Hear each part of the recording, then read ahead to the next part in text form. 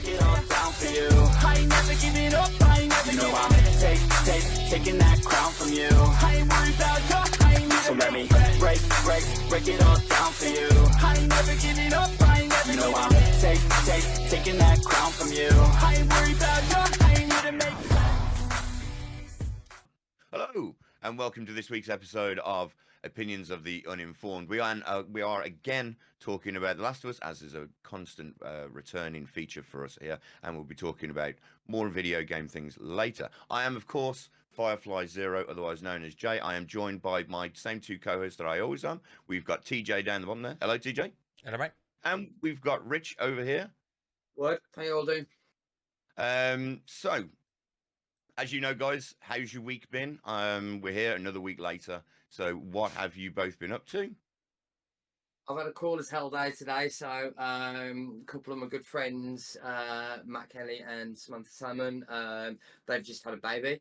So I went to go meet little baby Frankie Kelly, and he's a dude, man, he's a proper dude. He's there in like a Vegeta outfit, man, like proper gangster already. And yeah, then my mum's got a new puppy. So fantastic. yeah, to be named to be determined. So yeah, it's been a very, very cool day today. TJ, anything been going on with you the week, mate? Work stream. I did go to the cinema to see Puss in Boots with the family. Daughter loved it. Any good? Yeah, it wasn't too bad. So, in all honesty, not seen the first one. I've seen the Shrek films, but I never seen the first Puss in Boots. But my daughter has, so pretty cool. It's kind of what I'd expect from DreamWorks and stuff, but no, yeah, thoroughly enjoyable. If you're into those kind of films, would definitely recommend it. My daughter absolutely loved it. But yeah, and other than that, just streaming and family home life. Just chilled, really. Rich, you look like you got a point. Yeah, I was going to say, I actually really want to watch Puss in Boots because I've heard really good things. Like, I saw one of the fights, and it was like something. He's on a rooftop fighting a giant. Yeah, and I an swear ogre, to yeah. God, it's out of Attack on Titan, man. Mm. Like, it's just unreal. Yeah.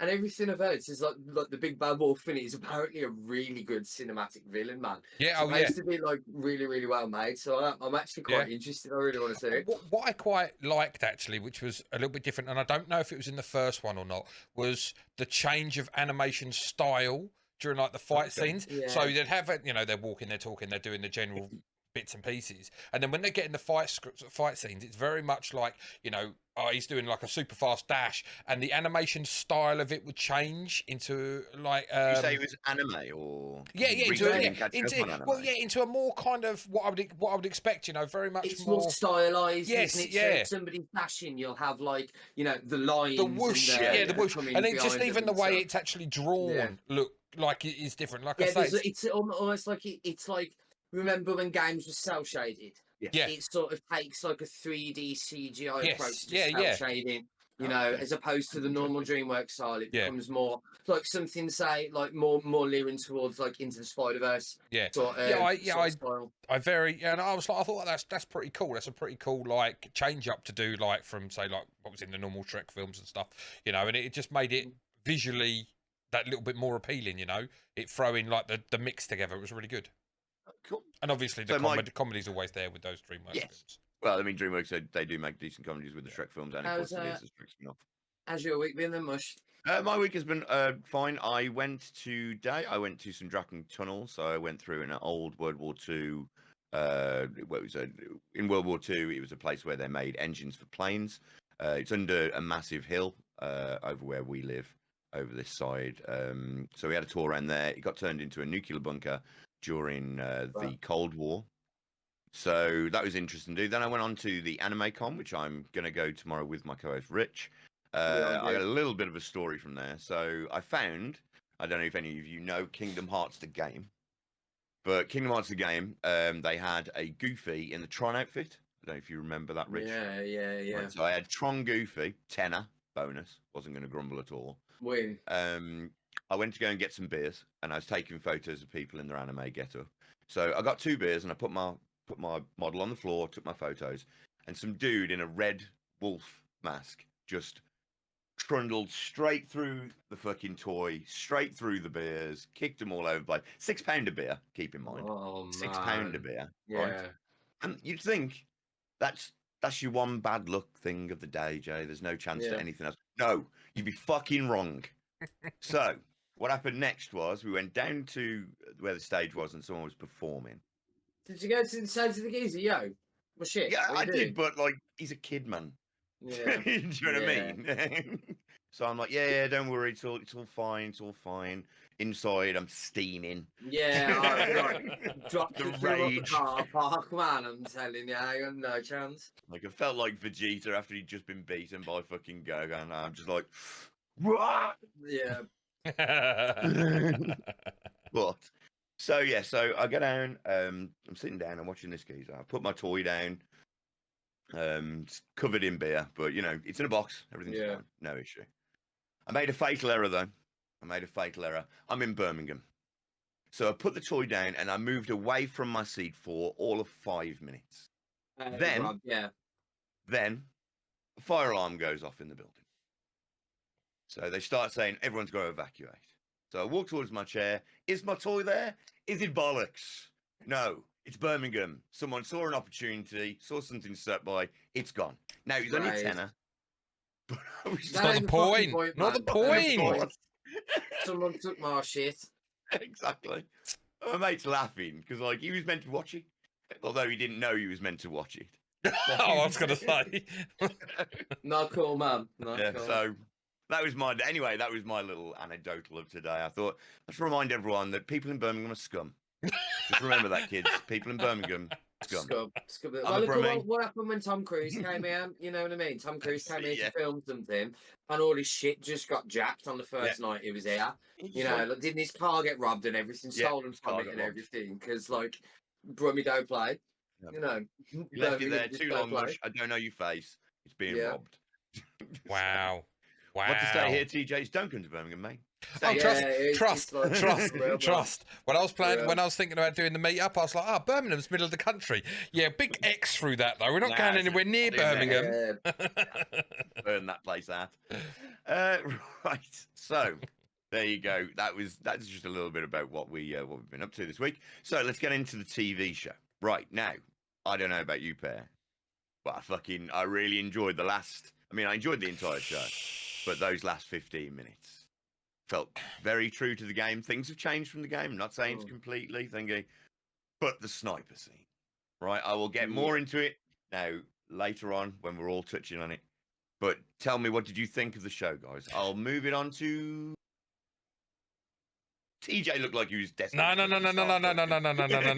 No. I am quite happy because of certain comments made before we started rolling to pass this on to Rich, and then I'll pick up because Rich does have a theory that we may not agree. So I would like to Yeah. hear Rich's opinion first. Right, just before we get into Rich telling us, let me just do a little bit of housekeeping on this. So this, of course, is episode 5 of The Last of Us: Endure and Survive. You can find it on, of course, if you're in America, HBO Max, or in the UK, I think it's on Sky Atlantic. Atlantic, yes, that's the one. I forget. I'm a Sky One person. In my eyes, it was always Yeah. Sky One, and I don't know why they changed it.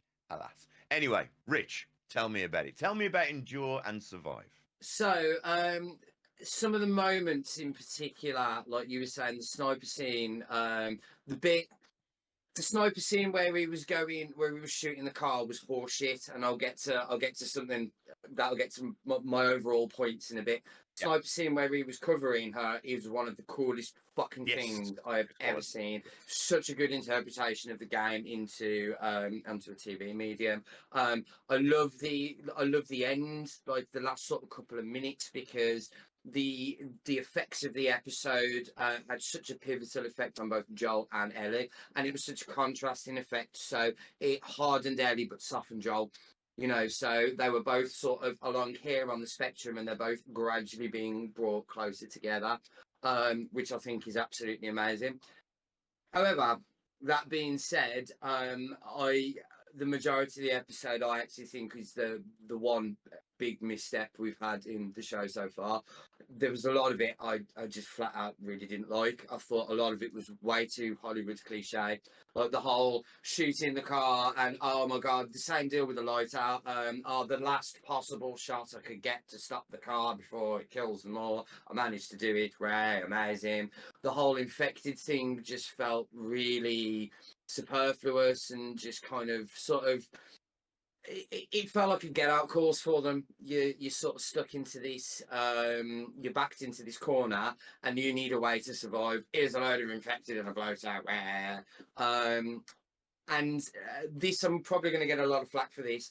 I don't think they handled him being deaf particularly well at all. I think it was used as quite a cheap way to kind of almost bully you into sympathising with the character.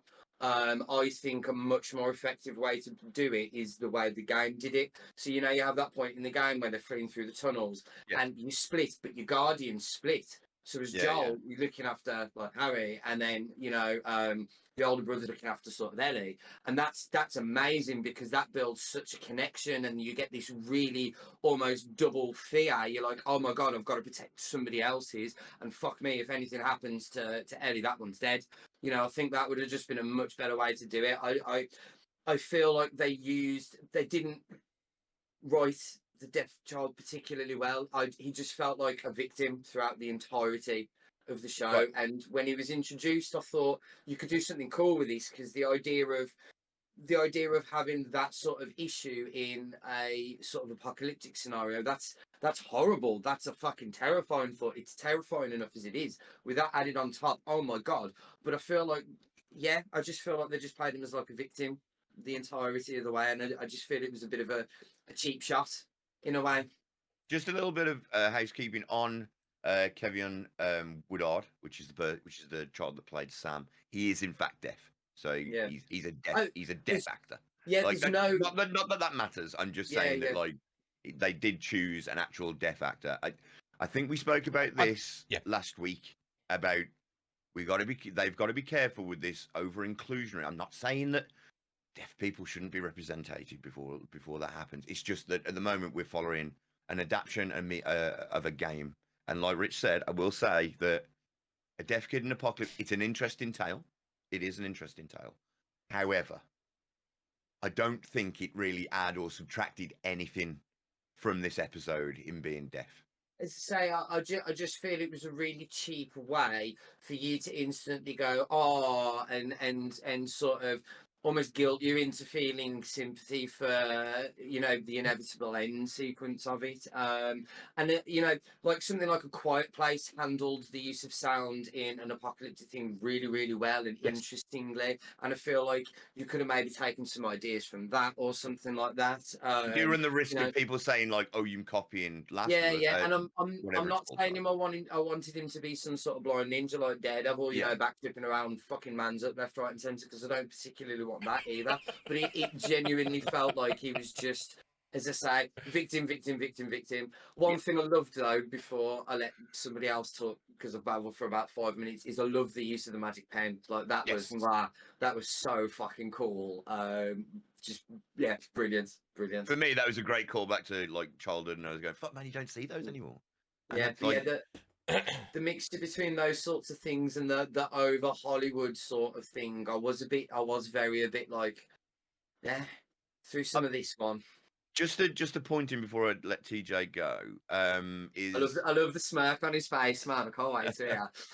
I will say, I like the Hollywood action of the bloater and all the infected, because I think the episode needed a threat that wasn't just those the rebellion. I think they're a more interesting threat though.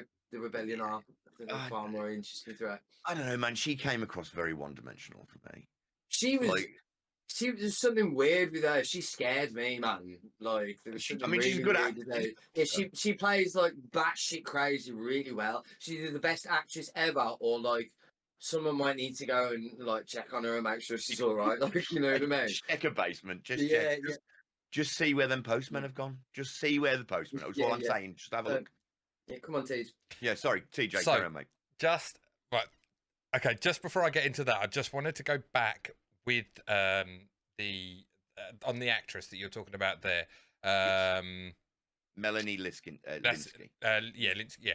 So talking about her playing crazy and stuff. I don't know if you've ever seen 2.5 Men, but she's in that, and she's like the neighbor who's obsessed with Charlie Sheen's character, who like won't leave him alone, and she's always there. Rose, I believe her name is, if I remember that rightly. Yeah. She's got that roll down to a T. The kooky nut job. Don't really know. Like, you look at her on one side of her face and think, oh, okay, she's pleasant, she's sweet, she's nice. Then you look on the other side and you think, I think I might need to just make sure I don't leave any sharp objects around her. Like, honestly, anytime she's looking at a character, all I can hear is I'm like, oh, the fuck are you, man? But he was actually in Castle Rock as well. I don't know if any of you ever watched. I never watched Castle Rock. No. Castle Rock was very, very well. First season was very, very good adaptation of someone building a Stephen King. I was going to say, was that a Stephen King thing? Yeah, it was like a Stephen King town, like so universe, Stephen King. You know, yeah. So all of his characters were lived in the town. Oh, okay, yeah. You know what I mean? The Stephen King universe. Cool, gotcha. Yeah, right. Yeah. My thoughts on the. Okay, it's really interesting. It's really interesting because we do and we don't disagree on a lot. Okay, so one thing I will have to say is that I do have to give them props because I feel like we all know, I've spoken about it several times. I have literally recently just replayed through the game, so the game is completely fresh in my mind, as opposed to people who may have played it a couple of years ago, whatever. I don't know. Definitely interested in your opinion of that because I haven't played it for for a long time. It's obviously like it's more clear to me bits and pieces that have been picked up on, bits and pieces that have been dropped, and other things, and I kind of. Right, so no. Okay, firstly, spit it out. I feel the way that they are able to just pull at all the different emotions, yes, just like the game does, is so fantastic. You know, like when we have the test thing was weak. I will say that they messed that up. We agree on that. They messed that up. But everything else, they've got like spot on. The Sarah issue, it's like just heartbreaking. The Sam thing is just horrendous. We'll get into that. We'll get into the elephant in the room about Sam and his brother Henry. And then how they, you know, went in a different direction with Frank and Bill and what they done with that. Amazing. Like, you know, just some brilliant moment. However this series goes, like, the fundamental things that I will remember are those moments that really, like, they just tear you down. They rip you to pieces. Because I don't think that there is anything else that I've watched recently that has done it as much and as often and as well as this series has done. Agreed. What they're managing to do in 45 minutes every episode is impressive. Oh yeah, regardless. Spectacular storytelling. But right, so now that aside, the series. Yeah. All right. I don't want to come across as an asshole, but I have no idea why they needed to make Sam deaf. None at all. It made no sense to me because it, like you say, did not add, it did not subtract from the story at all. No. It's a 45-minute episode. They don't flush out a character. They don't really flush out his character in the game. No. It's just a brother, two brothers, older brother looking after his younger brother. They're trying to escape. They've obviously changed the storyline because in the game the narrative is they're just a group. We don't find out that they are conspirators with what's the word when you rats, yeah, but no, when they were working with the federal, whatever it was, informants or informants. Yeah, okay, yeah. So obviously that's a new dynamic, and that kind of, you know, okay, you can kind of understand, and you kind of sympathise a little bit with Kathleen's character in like her brother is dead because of Henry's decisions, choices, options, you know. So you kind of do get a little bit of sense of like you feel sorry for her a little bit, and you're like kind of sympathy. But I just, again, like I don't get where they didn't even. like the whole little bit about like when they go into the loft and the doctor's there and he's like, oh, he looks scared because you're scared. No, it just fell flat for me. The whole interactions between Henry and Sam fell flat. But the interactions between Ellie and Sam were amazing. Like they were on point to the game. They were fantastic, and it almost felt as if like, do you know what? They don't even need Henry. Like at points in this story, it's like other than the fact that he's like he kind of just seemed a wasteful use of a character. Like his little 2-minute conversations with Joel were just a bit like okay, a bit mundane, a bit just par for the course.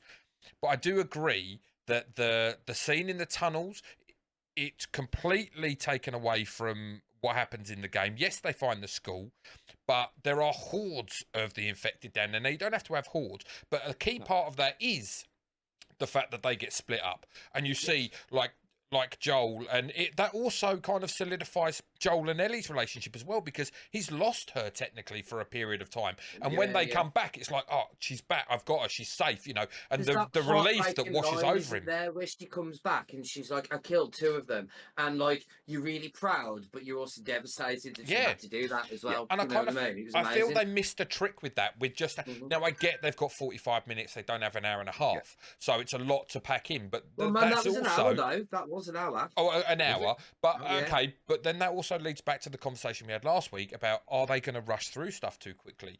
Did they need to make this 12 episodes instead of 9 so they could flush parts of the story out, and like so they don't have to just chop bits here willy-nilly?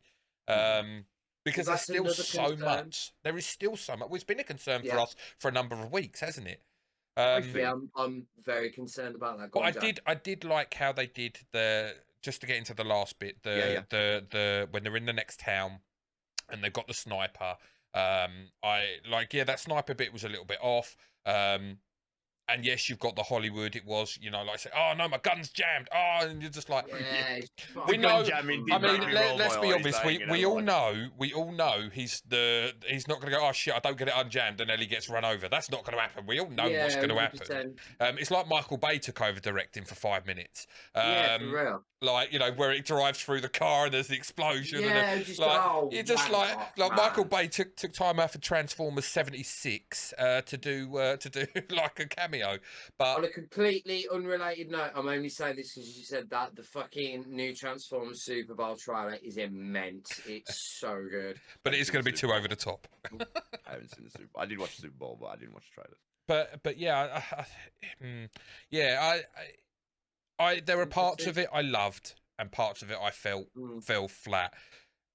But like I say, the things I can take away from it are the feelings that it gave, and there are moments, small little moments, like the Ellie and the Sam relationship nailed, absolutely nailed, brilliantly done. But yeah, I just, and this is going to sound like, I don't know if him, like I say, him be the character being deaf, it meant like it's like are they trying to be too inclusive for inclusive's sake? You know? Yes. No, I honestly, I don't think it's anything to do with inclusivity. I think it is, just a really simple, instant way to make you go, oh, poor kid. You know what I mean? As opposed to what makes you more attached to this child than anyone else you've met, because everyone's having a shit time of things. There's loads of kids having a shit time of things. What makes you really give a shit while he's deaf? Oh, I think the story does that by itself with the interactions that you have with Ellie and Sam. I don't think you need to fall back on the fact that he's deaf. Just the two of them, the bonding that they do in such a short period of time, and like, you know, or it was strong enough by itself. Yeah. I think the reason that he was included is, one, definitely for the reason that Richie's saying, which is like, okay, we need an immediate remote emotion. Also, it's to play on the A Quiet Place vibe, a post-apocalyptic, like.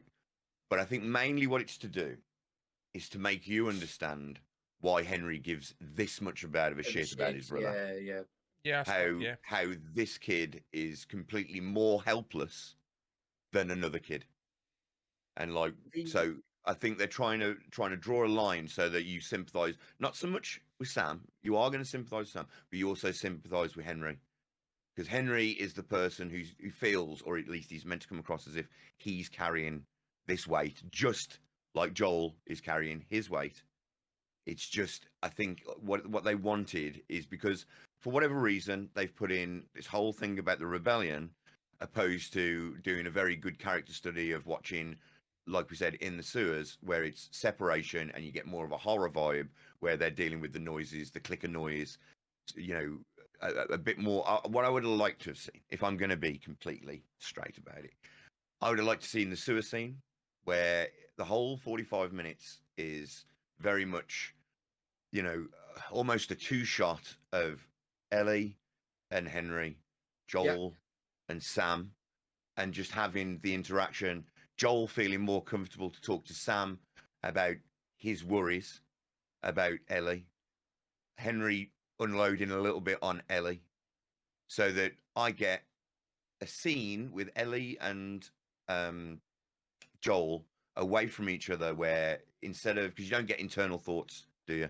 In TV, you don't really get internal thoughts, so you need a character that you can talk to about it. And I would have seen Sam, even if he was deaf, as a very easy person for Joel to feel confident enough to go, it doesn't matter what I say to this child, because none of it will be repeated. Yeah. And it'd be a way for us to get a temperature reading on Joel's mindset now, after he's gone through, you know, 3 episodes with a girl that he's now feeling like he's responsible for. Yeah. Well, one thing I think the show is something we touched on last week, and it is very much a recurring theme, and it's definitely a theme for the second game, is that you're only a hero in your individual story. You're a villain to everybody else. Yes. You know, so when you were saying about Kathleen, him, you know, and you sort of you sympathised with her because, well, you know, she is kind of the hero in her story. She was absolutely true, because not only did Sam put, you know, his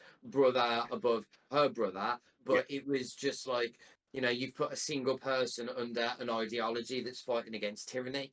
You know what I mean? So you can really sort of sympathise with that, and I love that sort of exploration. To go with that, the one thing, like when the episode starts and you see, because it's Kansas, right? Kansas City is where this takes part.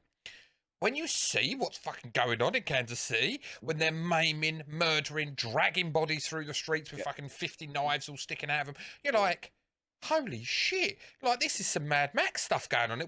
These people are feral animals, and I'm just like, whoa! Like, I've got, and instantly it gives you the vibes of like, these are just some messed up people. But then there's that little interaction. Added on, just to interrupt. Added on. This Kansas City is infected free, so this is humankind being humankind. But what they do brilliantly to bring it back around, and this is the one interaction that I feel that Joel and Henry have that's brilliant, is when they're standing there overlooking the city when they're talking about their plan, and he turns around and said, you know, this I can't remember how they had a nickname for Kansas City. And it was like, he was saying like it was the worst of the worst. They'd get like the civilians by the Fedra, they get raped, they get murdered, you know, they get beaten all the time. And it was like Fedra were the bad guys. But the way the episode started was just like these like nutters, these feral humans have just decided, nah, sod this, we want to we want to rule, so we're just going to kill all these Fedra agents who are trying to protect us. But no, it was the other way around. They're actually like, they've rose up from oppression. And took a stand, and over however many years, whatever, it's 20 years, I believe it, isn't it? They've finally like, enough is enough, overthrown them, and they've overthrown, and then now they see themselves as being free, and they see Kathleen as their like leader. And like you say, when she goes in that prison cell and she's like, well, you're all rats. And it's like those people that are in there, the same as Henry and the same as Sam, less so much Sam, because Sam's just technically an innocent bystander in the sense of he's Henry's brother. But which I also think is a really good thing that happens later on with something she says. But the fact that she's just like, you know, no, you're all guilty. You're all pretty much going to die. Like, you know, because at the end of the day, you are just as bad as them. Yeah, she is cold. But then, like I say, the thing that she says when Henry's like, I'll give myself up, just let the kids go, and she's like, no. Unfortunately, kids die, and you're just like, yeah. whoa, okay. Okay. Yeah. You've been down some dark roads. Yeah. You have, my dear. Like Yeah. you've been in some bad places, man. Yeah. But I think that was a really good, like what she did there. It would have been easy for them to just go, okay, yeah, Henry, if you, I promise I will let your children go and everything. And the fact is just like, nah, death. Yeah. Death. No. At the end of the Henry, day, we're past- you Henry, we're past that. caused, Henry, you caused this. Yeah. So technically, Sam is on. Consequences of your actions, Well, yeah, bitches, Sam is you know. your responsibility. The fact that Sam's now going to die is your fault as well. Yeah. And that's the way she played it out. And I thought that Well, actually come across really, Yes. like, really well. Yeah.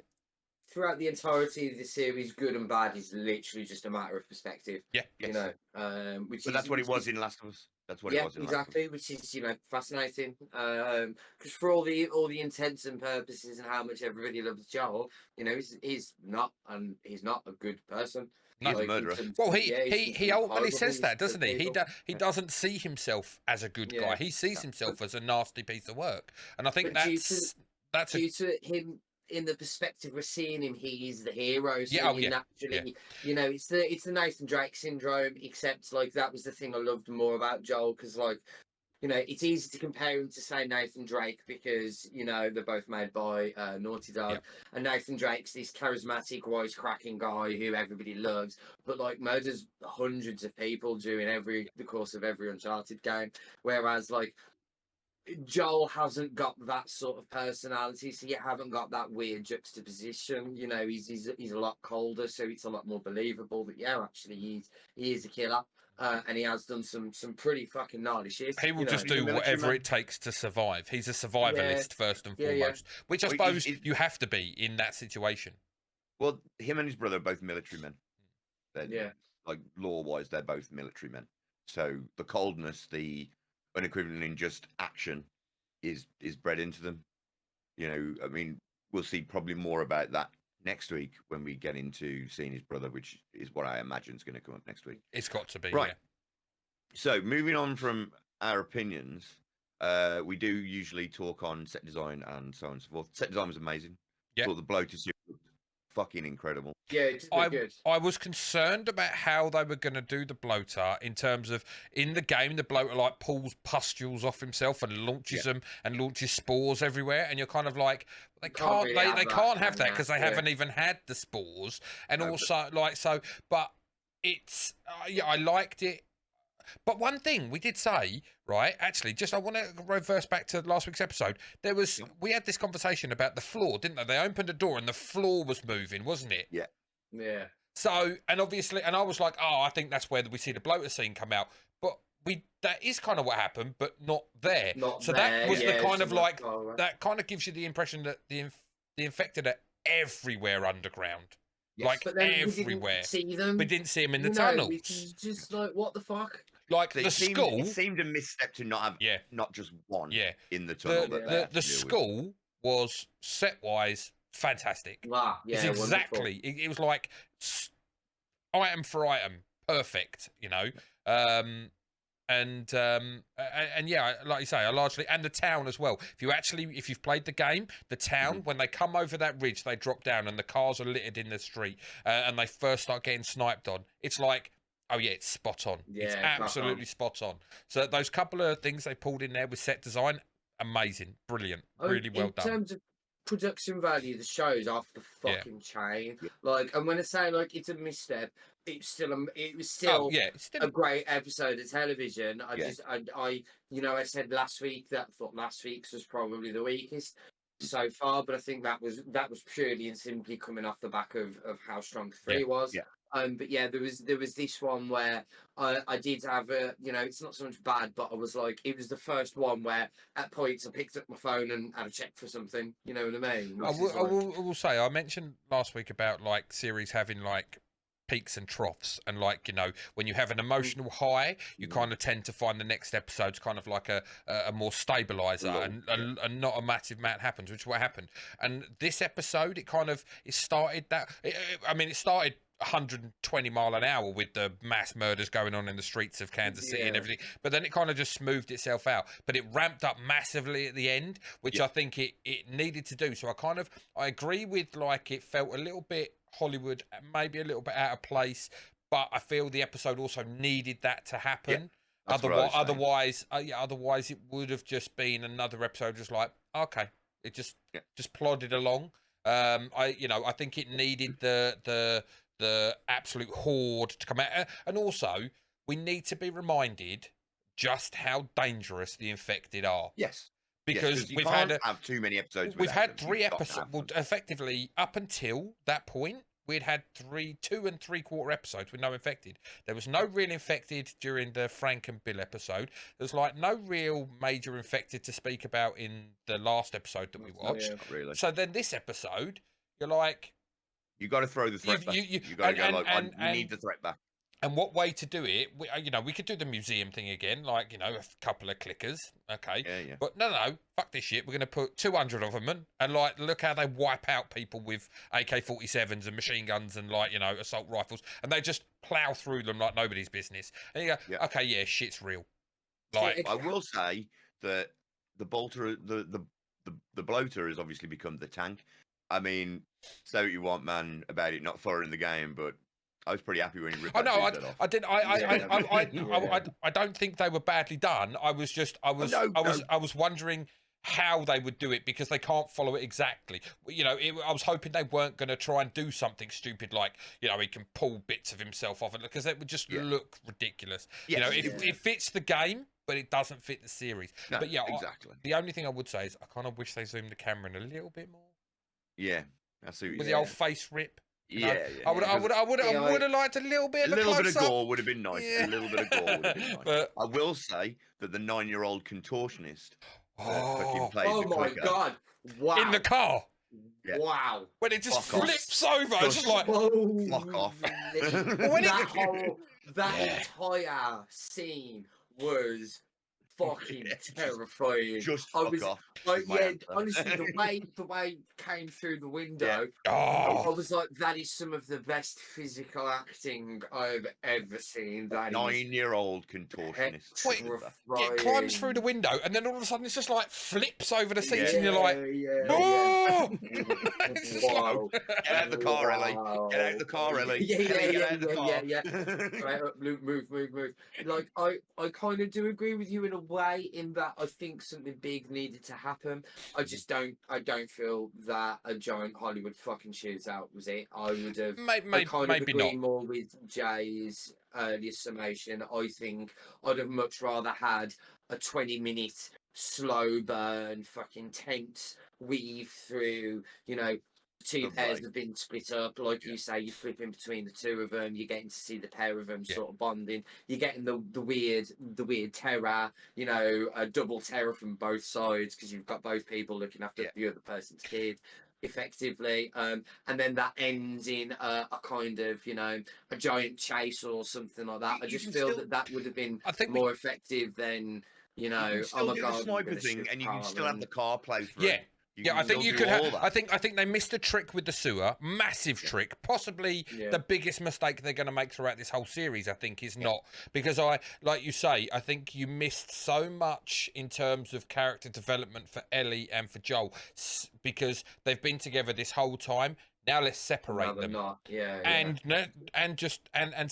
it also would lead really, really well into what's going to happen to Joel a little bit later. Yes, because now the question is, have they not split them up knowing that you've got to do a big, at least one whole episode where Joel and Ellie are very, very different ends? I played through, I was saying to Rich earlier, I played through Left Behind again today, and I started 2 today, part 2.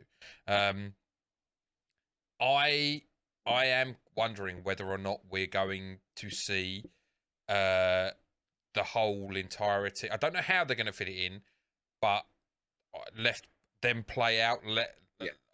Instead of, I think they're going to cut some of the walkie-talkie stuff out, the walking and talking, and I wonder if they're just going to make an episode which is Left Behind, where we're going, where she's like going off and she's trying to find medicine for Joel, and we've got like her backstory with Riley.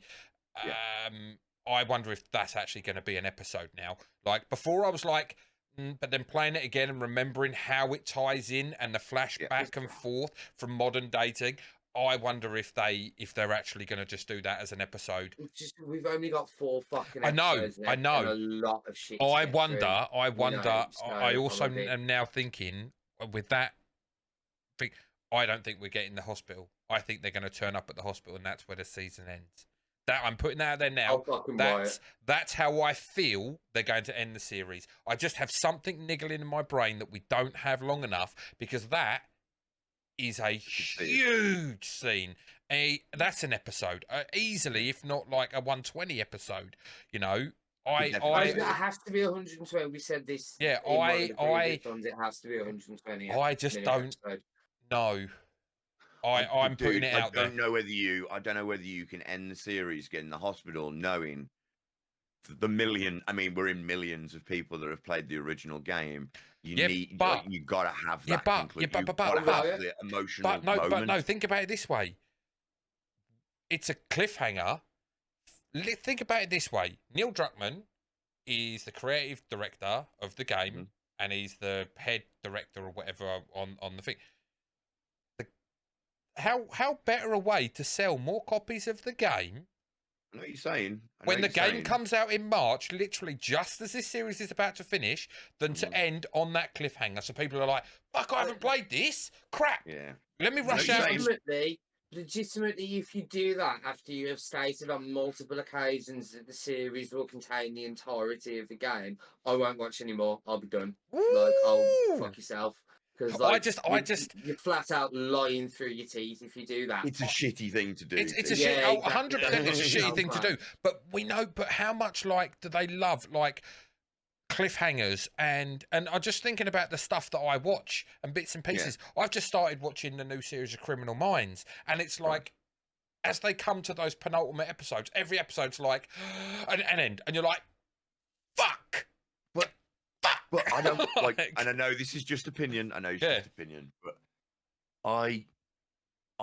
what I'm loving about this show is they're not close colding me. I mean, they did it last week with showing me a young black child, but every episode has had its conclusion. Yeah. Oh yeah. It felt like it's closed doors. And in its own sort of. Every episode's got its own sort of theme that it explores, and it has a start, a middle, and an end point. Well, we know, and I'm not a big fan of, as I say, I would much rather my television episode be like that. I think we're going to get a cliffhanger episode, because what happens with Joel, the whole falling off the horse, I think that's definitely a cliffhanger. That's the end of an episode. That's a cliffhanger there. I reckon that's the end. I think more than likely, because I think he's going to go and meet his brother. They'll quickly pan through that, because they can get out a lot of that. Starting a generator. I mean, like the general plot point is that they've got to start a generator. So and then obviously asking his brother to take Ellie. But they can plough through that in the first 10 minutes, and then they're going to go to the hospital where they think they're at, don't they? And then obviously we know what happens with Joel and him falling off the horse. That's going to be sus about what we said, because we are. I don't want to go. I don't want to go too. And obviously, Joel, obviously, and then that will be a cliffhanger there, and then so what would that be? 6. So you got 7, 8, and 9. Maybe. I just feel there's so much still to go. Yes, there is. And knowing TV and film, like it wouldn't surprise me. And I'm putting it out there now. I'm like 70-30 that I feel that's what's going to happen. That they're going to. I was just say 100% announcing it now. If they do that, if it don't end where it should end. Yeah. You know, as in the final scene of the game, I really want to say, but I'm not obviously going to, because you're going to ruin the fucking thing. But I'm out. I'm done, because you've made such a hoo-ha that it's the entirety of it. So and then just to flat out bullshit like words. No, I'm just thinking I'll have to like reset it, so we'll have 2 cameras for the first 45 minutes of the show. And then you can jump in after we talk about The Last of Us. No, because I'll just be here going fucking wankers the whole way through. Drummond's a knob. I just little nipples. I just feel that like it's what they do. It's like they need the hook to bring people back, or they seem to feel that they need the hook to bring people back to season 2. I will say, I don't think that they should feel that way about this because the medium already exists. Or Like, so if you're coming back, it's because you either loved that first season and you're wondering what else is going on with Ellie and Joel in this world. Again, no spoilers. Sorry, go on. Carry on. No. Right. Sorry. I think he will close the door, but I think he'll give something at the end.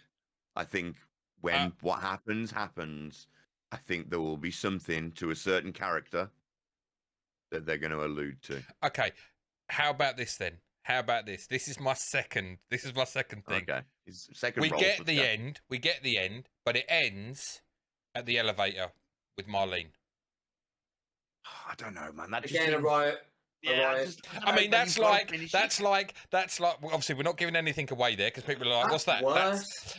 That's like just that scene there, that scene where like that's how it ends. Where you just like, Look, and then what'll happen? Camera fades. I can't without camera fades to black, and then you hear the and gunshots. yeah, you hear the gunshot, and you don't know. No.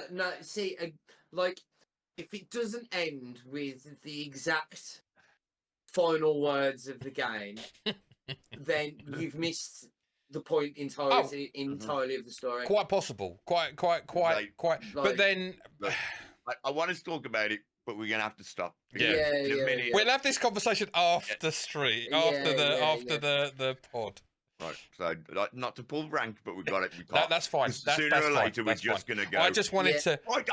I just wanted to put it out there that I gotta say can see it these happening. words after this happens. Yeah. So, I just. I'm sorry if you've never watched it. You're devastated. We were. Yeah. So yeah, I agree. Right now, I do want to just touch on before we move on to the next point. The last 5 minutes of the episode, I thought were, I'll be honest. At the end of the episode, I cared more about Henry's plight than I did Sam's situation.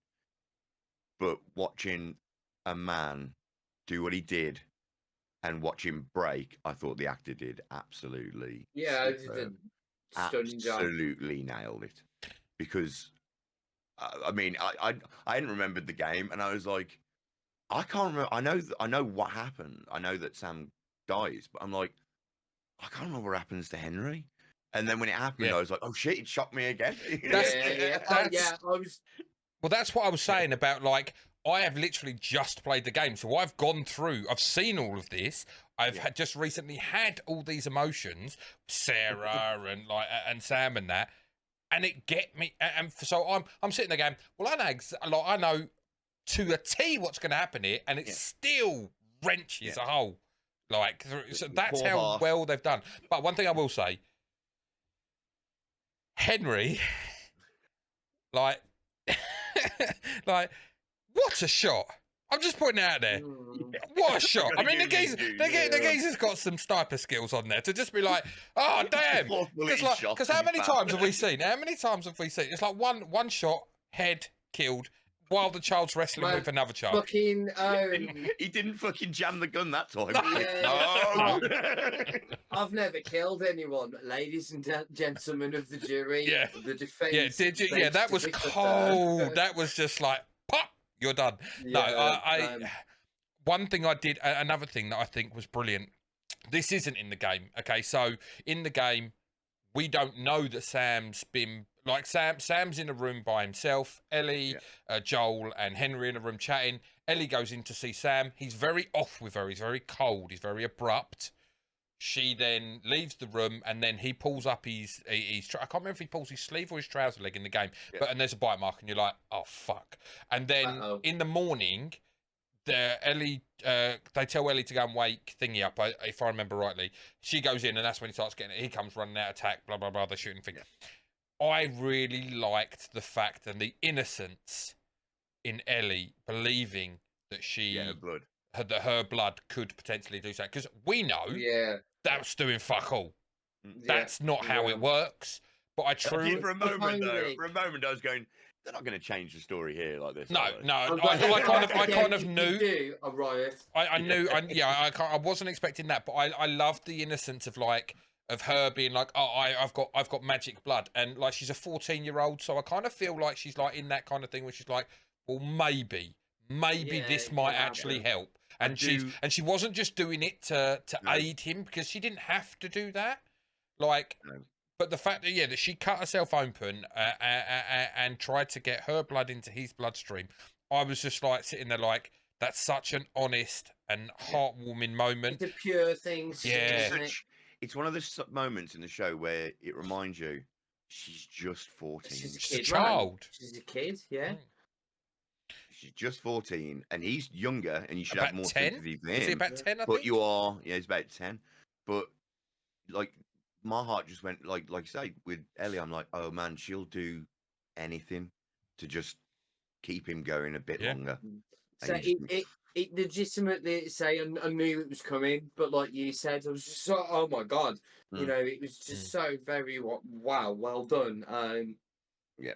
Yeah. So Like, you there were felt all his aspects of- emotion. He said nothing, and you felt all his emotion. Yeah. Where he's There just was- like, There were so many like really good moments like in the episode, but then as I say, I do feel that my overall opinion is I do feel that there was an almost equal amount of missteps that I kind of I'm hoping it's just a one off. I think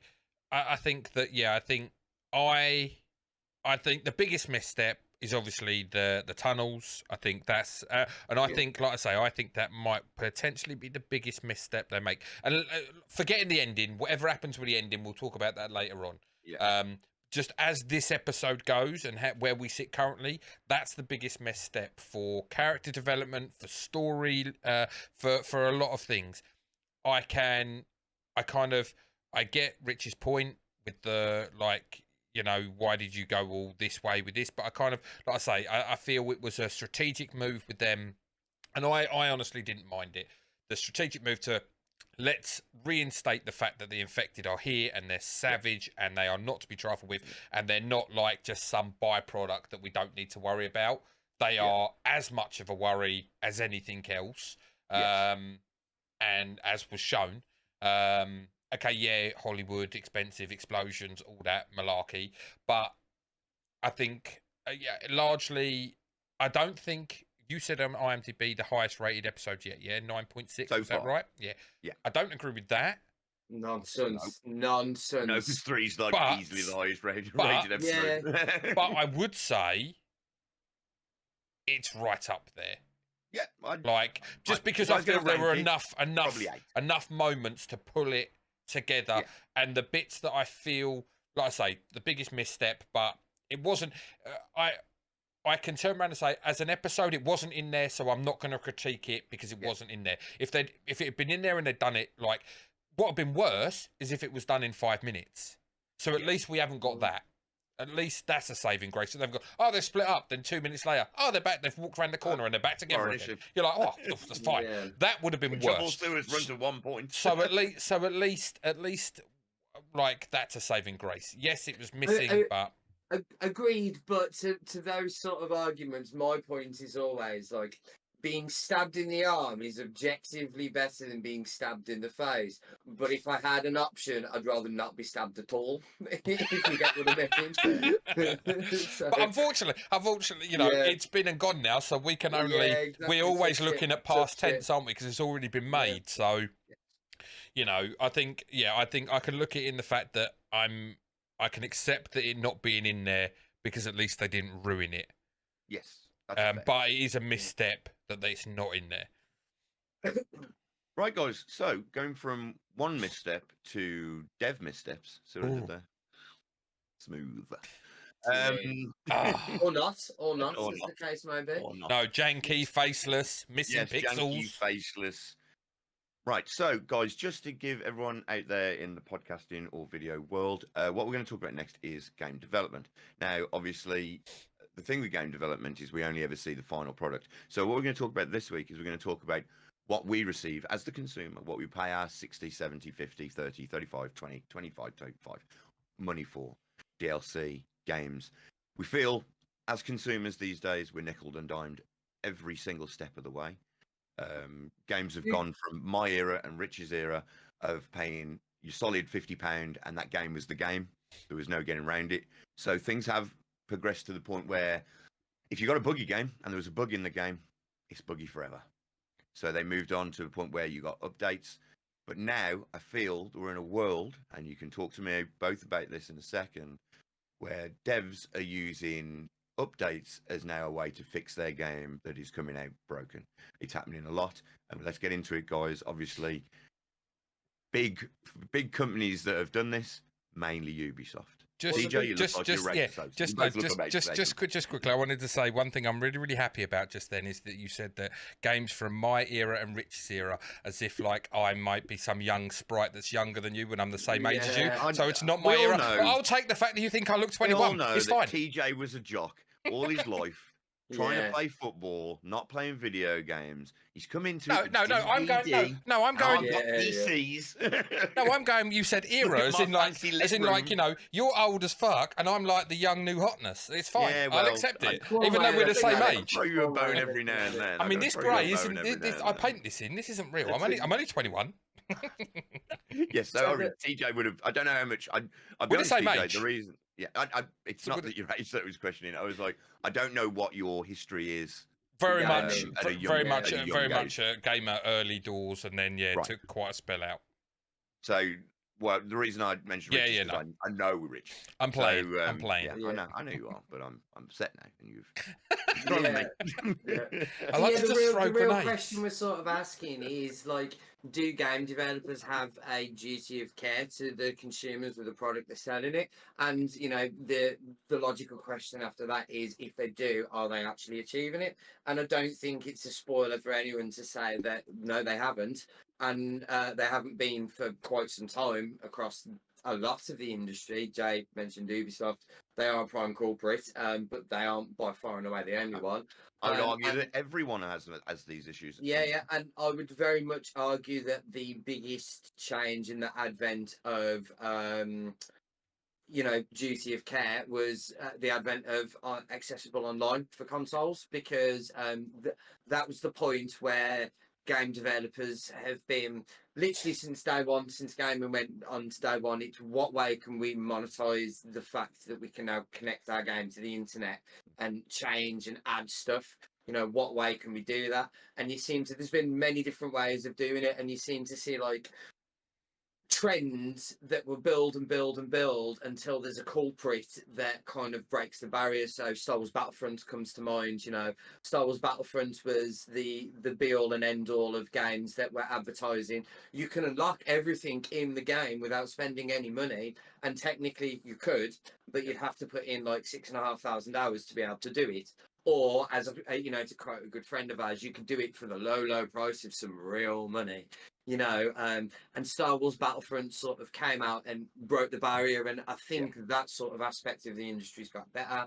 And then you've had the whole unfinished buggy game thing, and I feel like that hit a wall with sort of Cyberpunk. Yes. But then it sort of seems to have regressed back a little bit. Like the big thing at the moment is, one of the biggest changes in the gaming industry is they found a way to monetize beta testing. Yes. So instead of games developers paying people to beta test their games and iron them out, they just launch them now for 70 quid, and we do it for them, and tell them and report them with all the bugs and stuff like that. It's a load of horseshit. Going back to something you just said there, I think, and it ties into us really, really, really, really well here. I think, like you talking about like updates and downloads and other things they bring in.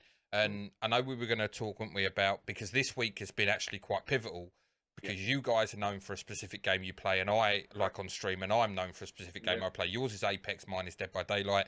We've both had seasons, and we've both had we've like, well, mine's a public test build for a chapter that will be released in a couple of weeks. But yeah, so it comes.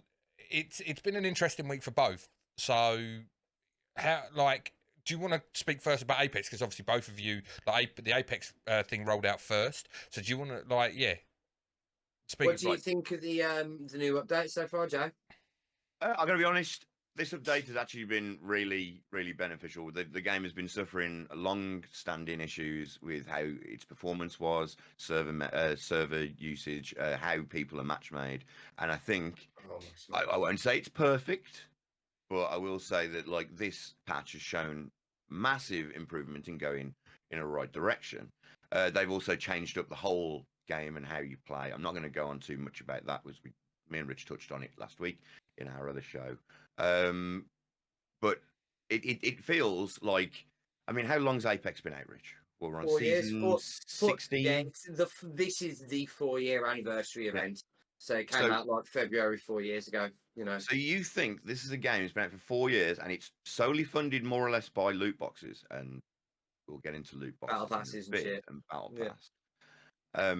But for 4 years, I mean, don't get me wrong, the game is play. I'm not saying that the game was in a not playable state, but there were there's been issues to the point, especially in a shooter game. I should bear in mind, for those that don't know, Apex Legend is a battle royale first-person shooter with emphasis on team play and being able to scale buildings. And your main point is, if you play Character-based, squad-based, you know, every character's got abilities and a role, and you build a character and you work towards killing everyone. Yes. So that game, you know, for 4 years has been this thing, and it's a shooter. So when I look down the barrel of a gun and start beaming someone, I expect those bullets to fucking hit. Now, there was times within the 4-year tenure of this game where I would beam someone and I'd be going down the mic to Rich going, he hasn't registered a single shot, I'm dead. Yeah, Your aim's just shit. You need to get better aim. That's all I'm saying. Yeah. I know, yeah. No, there has been a lot of long-standing, and I think it's a testament to the core ideals of how good Apex actually are. That the community, such a big community, has stuck with it for so long. But it was very much getting into like a make or break sort of territory. You know, last season was really badly received. The favourite map in the game, you know, the community's favourite map in the game, Olympus, came back for the second split and just fucked the game completely, and it got removed, and it's still not been put back in. And it felt like this season was very much a do or die. And yeah, they've kind of done they've done enough to make it feel like really fresh and fun. We had a killer first night. You know, not only did it work, it felt like the best it's kind of pretty much ever felt. You felt like you were in the right matchmaking as well. You didn't feel like you were just being completely one-bombed by teams. Yeah, we felt like we were getting against people with the same sort of skill level for a fucking change. You know, we won 4 games in the fucking 3 night. games, yeah. Crazy, man. You know, the new weapon's good. It's ridiculously overpowered, but it was always going to be for the first 2 weeks. Yeah. You know, silly little changes. The new game mode's really fun. The character changes feel like more than 4 characters are meta game viable going forward. Now they all have their uses. You have to think more about how your team's composed. You know, what sort of passive abilities do you want to bring? What do you want to leave behind? What more benefits your team? You know, I think they've done a really, really good job. Which is sort of, from what I can gather, is quite a country experience to what you've sort of experienced. You know, what you've been going to, Joe. So I suppose our final point on it is that it feels after 4 years, we finally got some devs caring, you know, dev care of like what we. I mean, yeah, they haven't just because it's more a free shit game for us to buy. Yeah, which is usually how it feels. You know, every season adds a new battle pass, a new cosmetic event, a new heirloom that you got to pay for, all this other stuff.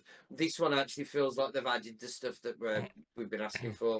Just sort your matchmaking out. Okay, here you go. Most requested mode in the game has been team deathmatch. Okay, here you go.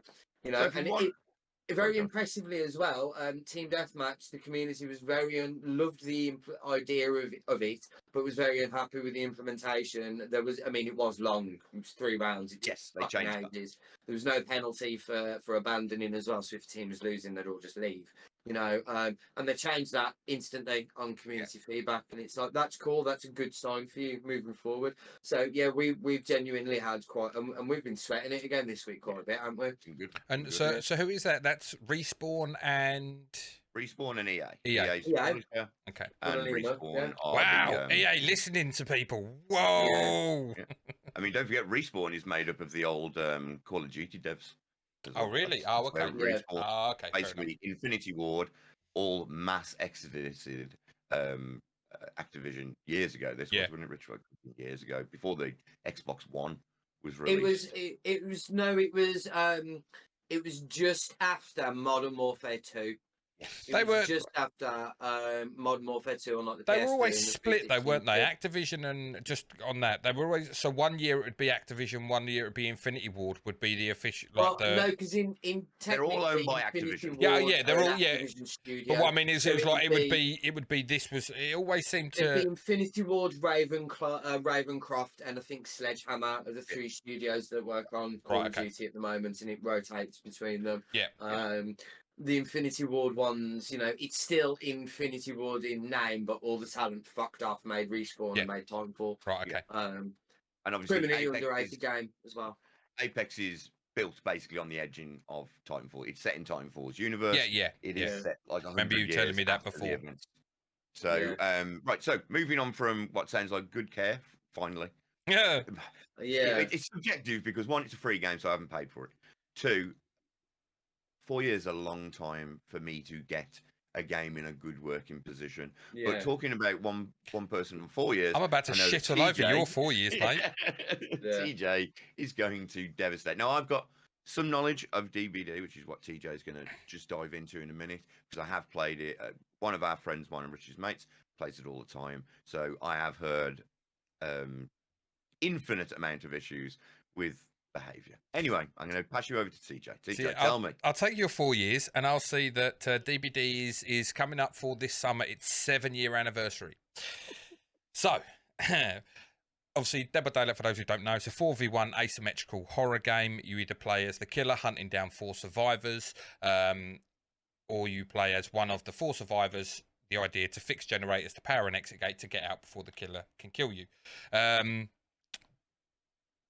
They've recently had, so they run 4 times a year. They release a new chapter. New chapter normally consists of a killer, survivor, potentially a map. And 2-3 weeks before the release, they always bring out the PTB, the player test build, for PC players to be able to give their feedback and everything. Go in there, they can play as the killer, they can play as the survivors. And it's just a fact finding for them. And also, if they change any of the perk updates, they change different bits and pieces, some of the visual improvements, they might change maps. They might do visual improvements on the maps and bits and pieces. Because DBD is ever evolving in a sense of like the meta for the perks, especially in the most recent updates. They're trying to shake things up and change things around to stop the game being stale. They have been listening to the community quite a bit in that regard. But this chapter coming out, chapter 27, it's called Tools of Torment. And I just feel they haven't taken anything that the community have said over from the previous chapter. The problems and issues that people had, they've not listened, and they've just gone completely. The killer that's come out, the killer is called the Skull Merchant. It's a female killer who has like she has a weapon on her arm, which is very much in the same of like Predator's Gauntlet with the two knives. Which is pretty cool. And her power, she has these drones that have got skulls, and the skulls have got like a sensor in them. She can set it up, and it can set up a perimeter, and it can monitor the perimeter. When a survivor runs into that perimeter, she gets an alert on this little radar thing that you can pull up and look at, and you can see them as a dot in there. If they're in there for too long, they become exposed, which means they're a one hit down. And I feel like the game is just, they're getting away from their roots of just the chase, the down, the hook, or the survivor, getting away from the chase.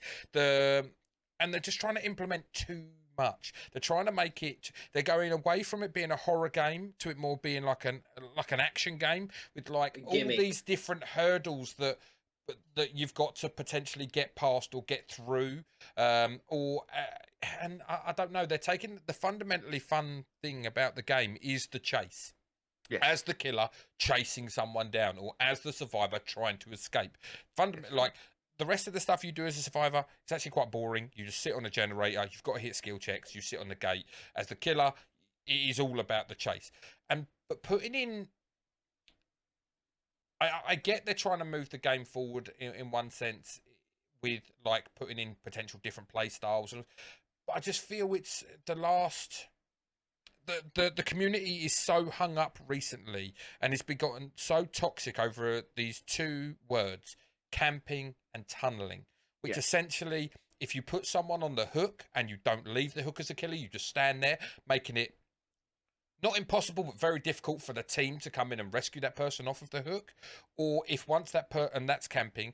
Tunneling is when the person's been unhooked and you just go straight after, because it's 2 hits to knock someone down.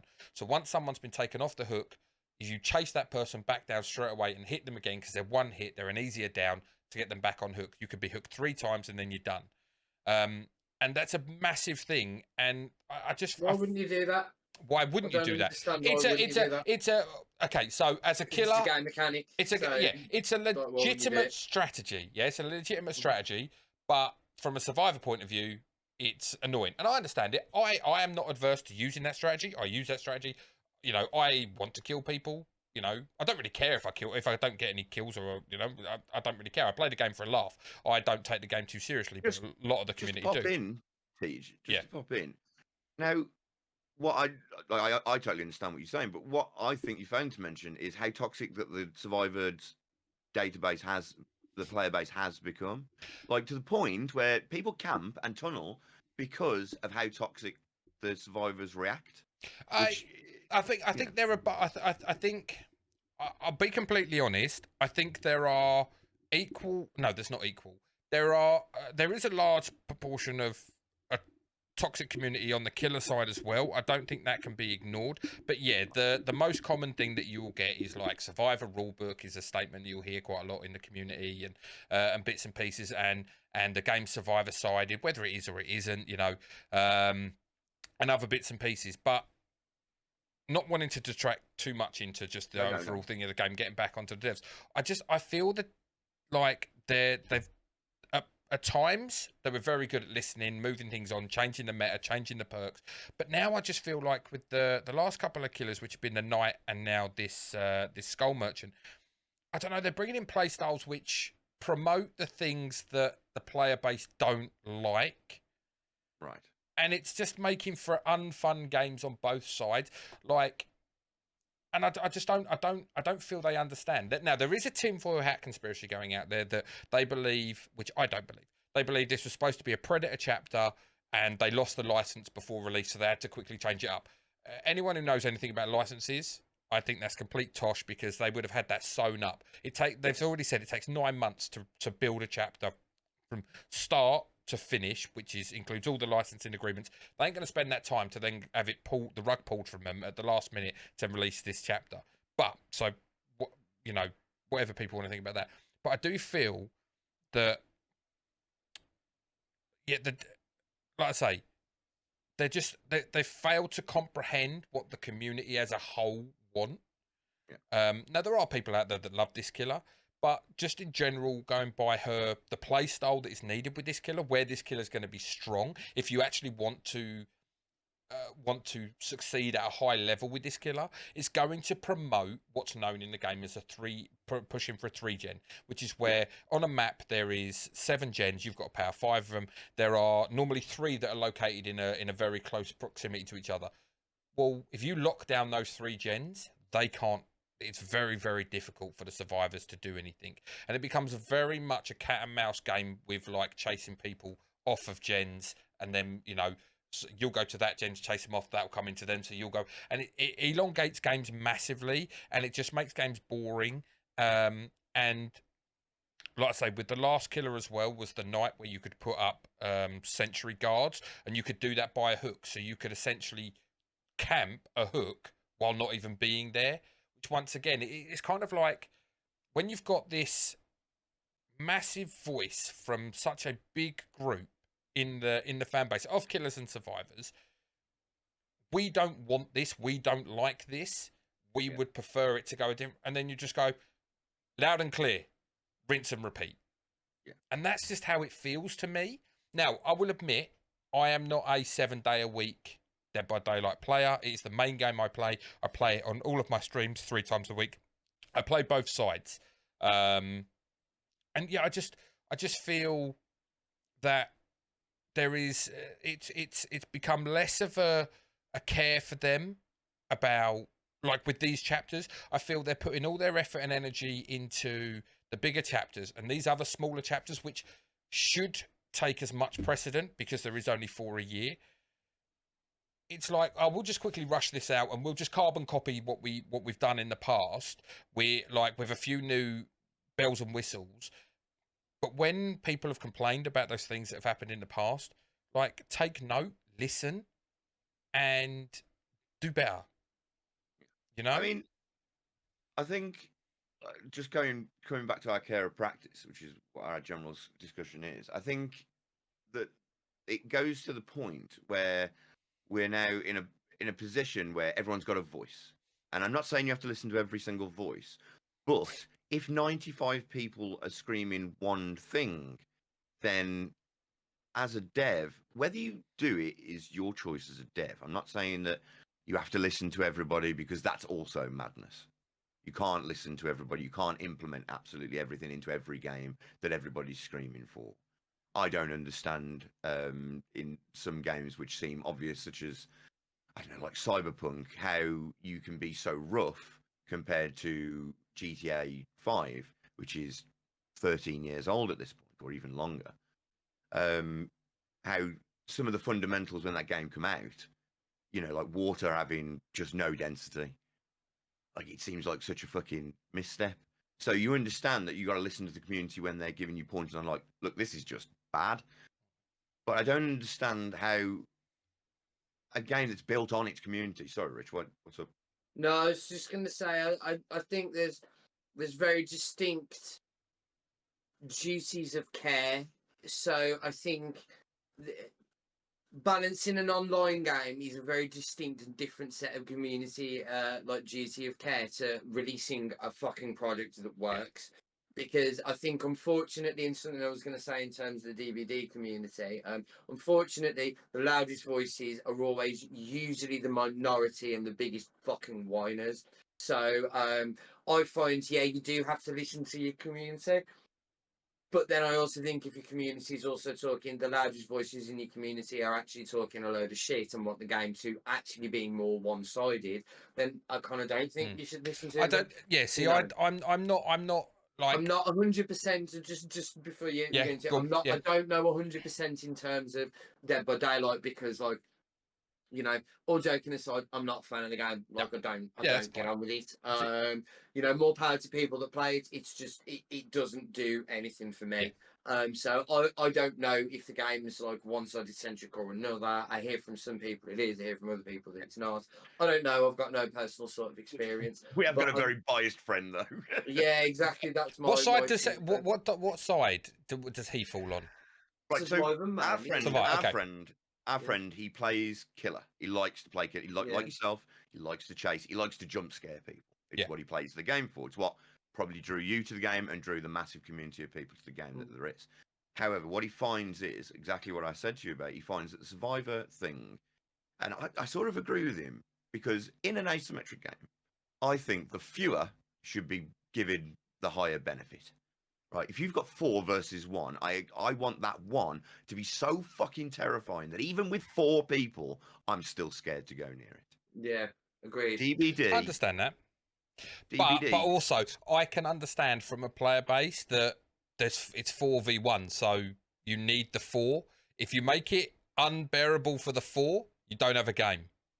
True. Yeah, but that's why you have strength in numbers versus raw strength. I mean, I played both sides. I enjoyed both sides. I play killer. I play survivor. I hate solo queue. Just to put that out there, it's the most painstaking. It's like pulling teeth. But I play both sides, and I don't play the game to a competitive standard of, like, I don't really care if I get out as a survivor. Great. If I don't, I'm not really fussed. I play the game to have a laugh. That's how I see the game. The game is just that's what our friend fun. does. It's fun. That's what our friend does. But my point being, just to finish my point. No, sorry. Sorry. The problem that he finds is, yes, 4v1. I understand that the many should be able to overpower your killer and feel like you had a good fight and escape, right? However, with DBD, I don't know what it's like now. It's been a long time. one person on a team can completely control the killer in the past. If you got one good looper who can just run that kill around, the rest have done all the gens, and even if he dies, which he won't care about, the person who's looping, then I just feel that game must have been the most boring thing in the world for not only the other survivors who are just going around, doing skill checks, but that killer's like, man, all I'm doing is chasing this dick. And I can't ignore him because every time I go near someone, he's flashlighting me. So he's drawing my attention. And don't get me wrong, you can try and ignore him, but he's yourself. That character will always be there. I, in that situation, I 100% do the wrong thing, and I'm like, no, it's my personal mission. I don't. Yes. But then I see that, I take that as my victory. This is how I play the game. If I can then get that person, that's my victory. The other three. Out you go. See you later. Well done. Yeah, I'm just like, this is. It's not even the fact that person might be a dickhead. If that person's like very good, okay, that's the goal. That's my thing now. Is that I'm going up against someone who is probably better than me. So if I can get the upper hand, like I've won. And that's how I take that. Personal growth. But but I mean, it's. For new killers, the thing is, don't forget the matchmaking was bad as well. So for new killers, matchmaking wasn't see, obviously they have skill-based matchmaking now, but that's also like broken. It's like there isn't, because you've got. I play Apex, man. I understand completely about broken matchmaking. So it's like I don't know if it is better than. At least before I suppose you could turn around and say, "Oh no, I went against a rank 20 and I'm a rank 4." But now you don't know. Now you don't know. But it's I don't know. I don't subscribe. The way is because of the way I play games. I don't subscribe to any of the. I don't really. I just play the game for fun. I don't care. But I get what you mean about the loudest voice and people bitch and moan and. I didn't think it was a particularly toxic game when I came in. I came from a FIFA background, and when I got people messaging me online telling me they want to burn my house down with my family in it, you're like, all right, that's a little bit harsh. And then I come into DBD. Religion, TJ. Football's a religion. But DBD Twitter. I was a card sweat man. I was a card sweat and fighting games. I play fighting games like online, like pretty high in ranks as well. So I get a lot of toxicity. But I'm not gonna lie, it makes me want to put my dick in my hand. Yeah, I mean, I don't care. I find it hilariously funny, but there are people that understand. But I don't know. I just from my point of view of playing the game and wanting the game to be fun. Like I say, wanting the game to be fun from both sides. But you've made the last two killers. It's not fun for either side really, because if the killer plays the killer how the killer is designed to be played, it's not fun for the survivor. But also from the killer, if he plays the killer how the killer is supposed to be played, it's actually a really boring game because the game mechanics that are there for that killer. So you have to play the killer not to full potential to get fun out of them and play a different style with them than what they've been designed to do, which I think is kind of counterintuitive. Yeah, I see that. So that's my thing with it. Is just like, and people have come out and made these points to them. It's just like, the chase is the key factor in DBD, and you're making killers that are making the chases almost obsolete. Yeah, I honestly think any long-standing online game should do what I can't remember what the first game to do it was, but should do what Apex has just done, where they've basically added fuck all new. This season, this season is what I kind of classify as like a health season. It's like you're not adding anything new. You're taking a bit of time off, and you're just rebalancing everything. They did actually do that. I will give them props. I will give behaviour props because they did do that. I can't remember how many months ago it was. They did like a complete reworking of like 50 perks. Of like 50 perks, and they literally looked at the most used perks, and they buffed perks that weren't getting used, and they nerfed perks that were getting used all the time, and it changed the metas, and that felt really, really nice. And it actually, for a second, you sat back and went, "Hell, behaviour, you're listening. This is brilliant." And then they follow that up with killers that like, and that's encouraging for Apex then. Oh yeah, I'm fully. Yeah, wait till your next killer, your next legend comes out.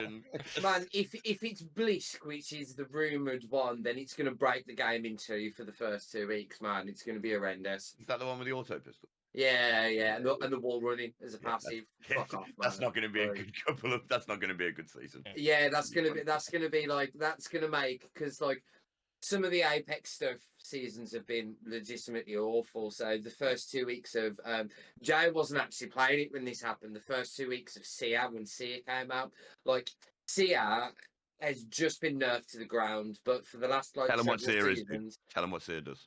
Yeah, so Sia, right? He has his passive is every time he aims down sights, he gets a fucking heartbeat sensor that spikes and points in the direction of enemies. So he's basically got wall hacks all the time. Like in the first 2 weeks, those wall hacks went to like 150 meters. You could see, you knew where entire Whoa. teams were Yeah. for their time, right? His passive is ridiculous. So his passive fires like a cone in front of him, and anybody caught in that cone gets scanned. Like they had a full body scan that lasted something like 7 seconds, right? And it moved and showed you where they were, like Where they were walls going, and where the steps everything. are, what the health was, what Yeah, the it gave you fucking what the shield hell, was. what the shield was. It also fucking stunned them, made the screen wobble, slowed them, knocks them out of any abilities they're currently using, Fucking knocks hell. them out of Healing. any healing abilities they're currently using them, and knocks them out of resins. Wow. That was up until recently, right? Fucking at launch, not only did it do that, it did 10 damage as well. Yeah. So one shot wasn't a thing. If you got somebody one shot and they ran to behind a building and they tried to heal, you just kill them through the building. I once fired his ultimate, his passive, into a building that I knew people were there because his passive was Heartbeat a heartbeat sensor. So I knew people were in this building, so I knew where they were. So just fired it through the wall, and I knocked 3 people with his passive without ever actually seeing them. Like That's Me it being was very mental. excited about that day. yeah, also- it was insane, man. And then his ultimate creates this big fucking dome that anybody moving in, it tracks, and you get wall hacks and see where they are at all times. How? So, like, yeah, for the first 2 weeks, like, he was the most busted piece Oh, of okay. shit ever. And then they kind of nerfed him back a bit, and they nerfed him. And I said to Jay, as soon as they nerfed him, I was like, people are still going Bloodhound's way better. He's not. Sia's still really fucking strong. Yeah. And it took a couple of seasons of like the competitive when people realised, holy shit, and then he's just dominated the meta game ever since. And now You he's know, fallen off. yeah, and then now they've just nerfed him to the ground. So when did he get released? How long has that taken the progression to get him to? So he gets 18 released, and then 2 weeks later, Yeah, after he got released sort of like 18 months, 2 years ago. You Okay. know, About got 2 years released, absolutely broken. Then got nerfed, and everybody just slept. But that first nerf Like- was like a couple of weeks, yeah. So they Yeah, kind of exactly they 2 they weeks. kind of Exactly 2 weeks. fixed their issue quite quickly. Yeah, normally, Yeah. normally within 2 weeks of the season launch, they will have a patch 2 weeks later because they will have 2 weeks of data. So that's quite interesting. So you're kind of obviously where I have a PTB, Yeah. which obviously releases and then they go through, make sure everything works all right. Kind of it's almost like an early access for the chapter. And then like the game, and then the chapter launches 2 weeks. Like with changes, and they'll tell you this is the list of changes we've made powers. Yeah. So I'm ragging on this killer. This killer might be absolutely like nailed on by the time they get released, but Yeah. as of Yeah. now, so you kind of have that, but you have it in the you have it in the live scenario as opposed There to is. yours Yeah, gets yeah. it, and then you have that 2 week like we're just going to throw it out there to the masses, let Yeah. them play test it. And then, and in 2 weeks, we'll it's give. the Yes thing and no, is- yes and no, because Yeah, they do I- have a PTB. But Oh, they do? It's not. Oh, It's okay. not an open PTB. Right, and okay. it's legitimately like ALGS and top streamers. Yeah. So Oh, the okay. data Okay. gained from the PTB. I'm is still waiting for very my s- invite. Yeah, Yeah, it's see- very skewed more towards the Yeah, top end of the competitive spectrum. DBD So is. when it launches, the rest of us plebs are just Yeah. like, whoa, that needs to Yeah, chill the fuck out, okay. man. You Right. know. Yeah, see, whereas the PTB, anyone who's got the game on Steam, you can obviously download the PTB files. Obviously, if you're on Epic Store, or I don't think you can do it on Epic Store, or if obviously your console you can't. But so a large player base can actually access the PTB. It's not walled off Yeah. to certain people. Yeah. That's it. Which makes sense. Mm. Which makes So- sense. Very mixed week then. So we've had a genuinely good, like healthy sort of update, and yours kind of not so much. At the moment, yeah, it's I would say it's like If it was a magic lacking. 8-ball, it'd be like Lacking. signed appointing Grim. It's lacking, is what I'll say. It's lacking. It's lackluster. Actually, is probably a better word. Right. Moving on from Grim to other Grim. We were talking earlier about Ubisoft. Now, because we're talking about duty of care from devs. Now, I'd just like to go back in the way back when machine, and we'll talk about, was it Assassin's Creed? Oh man, like Which if one? it was Unity. Unity was that's the worst because like Ubisoft are really frustrating one. Like in terms of duty of care, like across the fucking board. You know, earlier where I mentioned something about like all of the sort of sinister trains, like I can pinpoint examples like every single one Ubisoft has engaged in. So you know, they were one of the first people, I believe, to take out the ending of a game and then sell it you as DLC in Prince of Persia 2008, which is Jay will tell you is a game I actually adore. I love dearly to my heart. It's one of my top 10 games of all fucking time. But that was some shady bullshit, man. And then you know we were talking about like the Star Wars Battlefronts and the aggressive monetization, the aggressive grind because they wanted to spend money to unlock stuff. For Honor launched in that state. Yeah. And then like Assassin's Creed Unity was really sort of the start of the downfall for them because again, you know, I've always been a very big fan of the Assassin's Creed games, despite the fact that they typify the open world and map structure of game that bores the living fucking tits out of me these days. I love the history aspect of Assassin's Creed. I love the fact that it's woven into historical fact. I've always loved the fact that you know you can scan a building and bring them to Wikipedia history and learn things, you know, learn actual things from playing it. I think it's brilliant. And the state Assassin's Creed Unity released in, I mean, like character models wouldn't have like face textures. You know, it was unreal. You've never seen anything like it. And the first thing they fixed, like this was the point where they kind of made an enemy of me, to be honest with you. Out of all the things that were wrong with the game, the first patch, the only thing they fixed was the fact that the cosmetic microtransactions weren't working and people couldn't buy them. They didn't fix anything to do with the fact that the game was unplayable. The first thing they fixed was people's ability to spend more money on a product that wasn't actually fit for sale.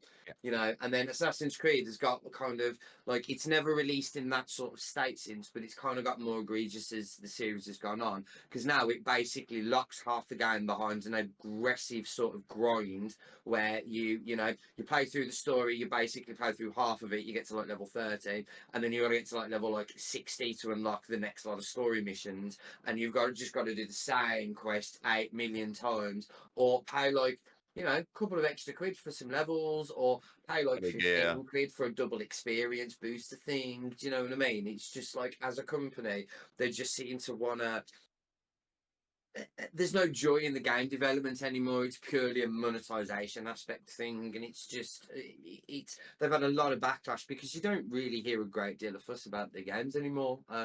For not just for those reasons, for reasons that we'll actually talk about in terms of like development side and culture next week, which we'll touch on next week. I don't want to go into that because that's a whole fucking kettle of fish in a different conversation. So are you saying? And sorry, did I hear that correctly? And you said about like paying for levels and bits and pieces and paying for stuff within the game, like not in a pay to win scenario, or is it a pay to win scenario? No, it's basically it's not pay to win because it's single player, right?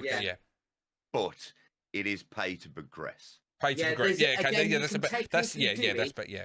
You can do it, but the grind is so hard. Experience very, very fucking slowly, and you get very little for doing, you know, carbon copies of the same 10 assassination missions. Like, you know, they were cool the first time you've done one, you've done 200, they're not quite so fun anymore. You know, and they lock a load of like story and cool missions and stuff like that later. But then every single one of those games that has this huge disparity in levels between, and like I'm a gamer OCD dude, so it's not like I just run through the story. I do every fucking side quest before I get there, and there's still like 25, 30 levels between me finishing the story and the next lot of cool shit that I can do.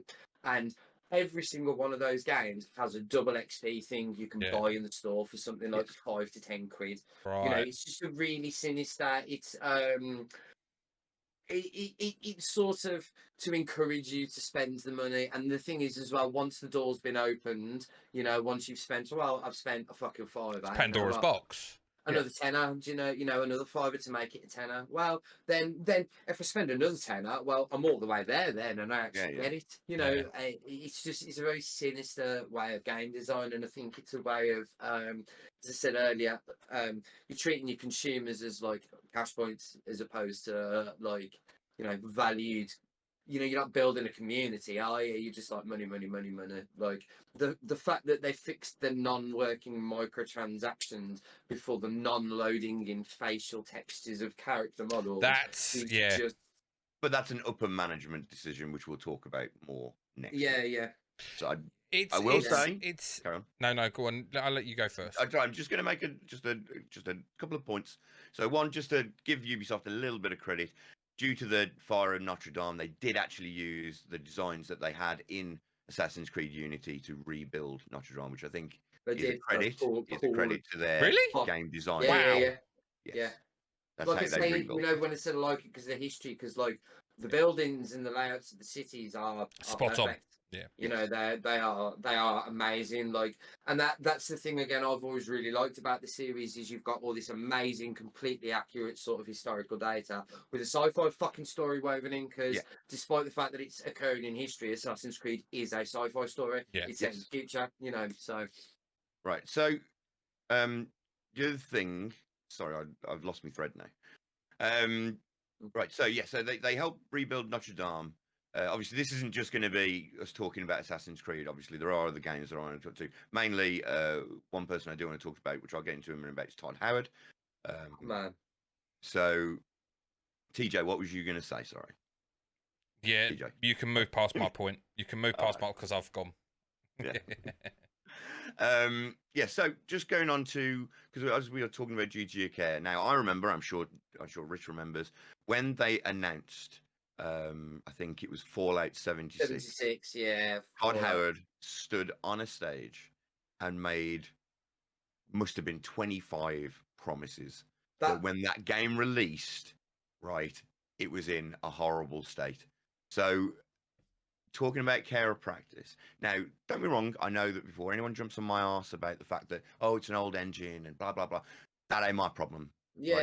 That's a Bethesda problem, right? If you're not going to update your engine and you're going to get a janky game out of it, and then bitch and whine that everyone's moaning about your janky game that takes 2 years to fix and get into a playable state, it is playable now. I'm not shitting on Fallout. I like Fallout, but as a consumer, which is what we are, it does make me worry about StarCraft. It's not StarCraft, Starfield, because that's going to be probably built on a similar engine, which means I'm going to have to sit through 6 months of bad, buggy play. Now, I would like to think that in a post Cyberpunk 2077 world that they're taking more time to do this. However, Todd Howard is a slimy piece of shit, and I don't trust a word that comes out of that cunt's mouth. That fucking absolute slimy fucking weasel cunt strutting out on stage. Hold back, boys. Hold back. Leather, in his brown leather jacket, telling the world how this is going to be the best thing ever, and it was just like no public apology. No, guy's a fucking weasel, man. But then saying that's not a new trend in gaming, because like a game series I've shit on for years that everybody fucking loves, Fables. I fucking hate Fables for the simple reason that Peter Molyneux could not keep his fucking mouth shut. Like by the third Fables, he'd managed to do everything that he promised he'd be able to do in the first one. Yeah. You know, and the game would have been great on its own fucking merits if the guy sorry. Yeah, in much the same way though that No Man's Sky, like No Man's Sky wouldn't have had the absolute shitstorm of a reaction it had done if you hadn't have had everything in the fucking world promised to you before it released. No, so I'm a big space person. Yeah, I know So you are, careful. but there is no denying that fucking when that released, that was not the game that was promised. The only thing that I will say in defense of No Man's Sky is simply that I felt sorry for the bloke who owns Hello Games, because he threw himself into a limelight, and in his first initial thing he said, oh yeah, there's loads of planets and you're going to be able to walk around and scan and, you know, just enjoy a freedom of going around all these planets. Now, as it felt like I don't know 100%, but as it went on and he kept doing more and more interviews, this game's going to change the world. I think he got put into a corner where people were going, well, what else? And he's already sort of give the brief of the game. Yeah. It's like, well, I don't know what else to say. And then I expect on the fly, he's going, well, I suppose we could do this. And just in that sort of respect, then don't tell anyone about the game. I agree. Drop the game, you know. But you can't because Sony really did back him into such a fucking corner because it showed what looked incredible. But that's for next week. Yeah, you know. Yeah. So yeah, fucking yeah. You touching Cyberpunk, like I said earlier, I feel like Cyberpunk was very much a boiling point for the industry as a whole, because not just where there's like a proper double whammy with that game, because not just were like CD Projekt Red were the undisputed white knights of the game industry at this point, you know, fucking The Witcher 3. Sorry, not Fable 3, Witcher 3.